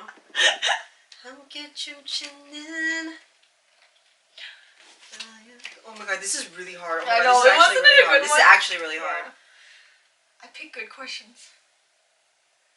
Okay, you know what? Okay, what? Okay. I have You my have answer. one? And tell me why. Okay. Okay. I pick Yuno with Light. Oh, But the reason I really didn't know which I one. know, you would the pick. reason it You're speaking into the light, teeny. Hongjun's here crying. And he's Don't listening. say that! I got you, Oh Hongjun. my god. You know why? I'm Hongjun. We got each Don't other. say you're Hongjun. I am Hongjun. We both have red hair. I got you. You're creepy. Hello? You're creepy. 911? Oh, it's not 911. It's Hongjun because he's on fire. Oh, okay. I That pick made no Yuno. sense. Okay, I pick Yuno because I think overall Light is one of my favorite. Can you stop? Why? I No, I don't like that. want you I don't like it. Light is one of my favorite Ateez songs. Yeah. I mean, Aurora too. It is. Trust it is, me. yeah. But Light, something about it, it's so simple yet so effective. And Especially Yuno, his part. okay, Yuno is one of my main recs. Mm-hmm. Like, Yuno is really, like, he's one of my main We recs. both picked We Yuno. both pick Yuno. Yuno? They both turned blue. How did that happen? Yours was already blue and I clicked the button. Oh, wow. Okay. Ready? You're slow! Wait, ready? You ready? Yuno!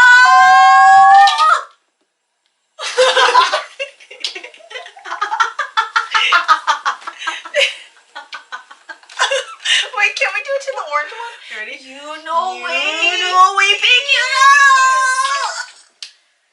Oh. Whatever. Okay, anyway. Anyway. Okay, that was fun. So anyway, we obviously, there's a lot of things. We could talk for 10 more hours, but we need to sleep.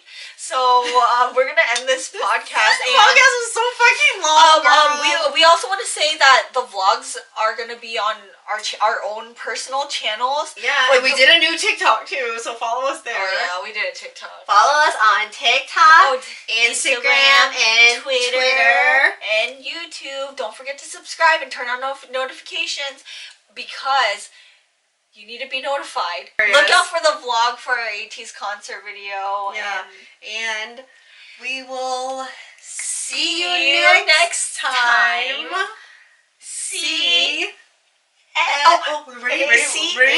Ready? C. I mean, you know. S. You did the wrong way. Ready? See you next time. Girl. Okay, go. Ready? See you next time. C. S. Wait, D. See you next Friday. Let's hold it when we talk about our baking adventure. What color are you doing? Red. Okay. Sorry. Girls. Ready? Yours on. Okay, ready? Ha, dude, is it? Girl, You make me I can't. roll your eyes. Under the pillow. Just before we get started. I didn't think about songs. Stop. Look. No, Sarah. Oh, I burped. But you know what? It was my throat. Throw up on me. No, but it was No. my throat. We just finished watching some like Ateez concert clips. So. Okay, so let me talk. Let me talk. Stop screaming.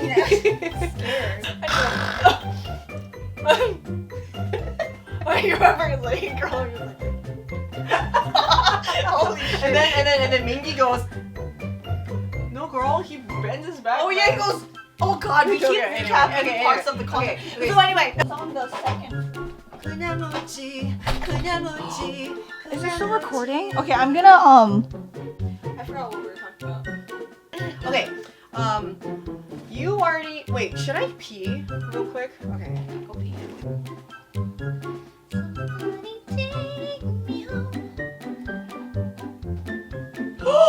Son's live! Oh my god. Okay.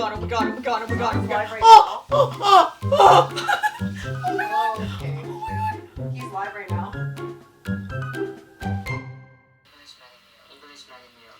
Oh.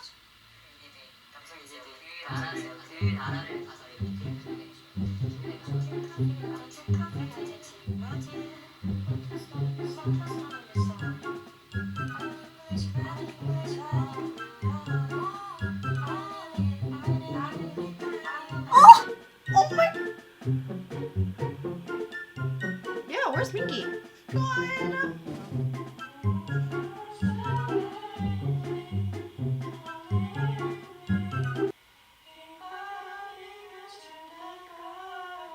Oh shit.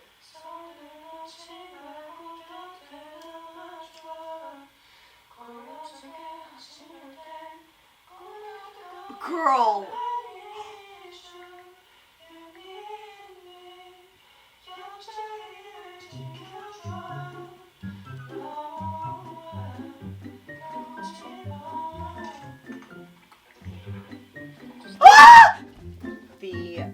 Are you ready? Yeah. Son went live just now. Okay, San was live just now. He looks so effing cute. I'm gonna pass out. Okay. And girl, like, you know, going into this experience with Ateez, Yeah. because you know we finished the whole. I don't have to pour this anymore.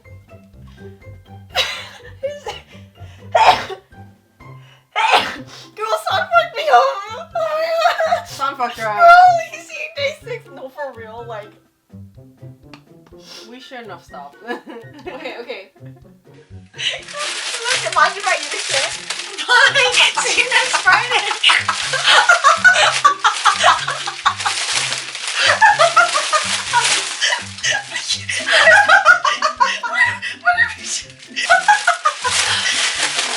Don't pop it.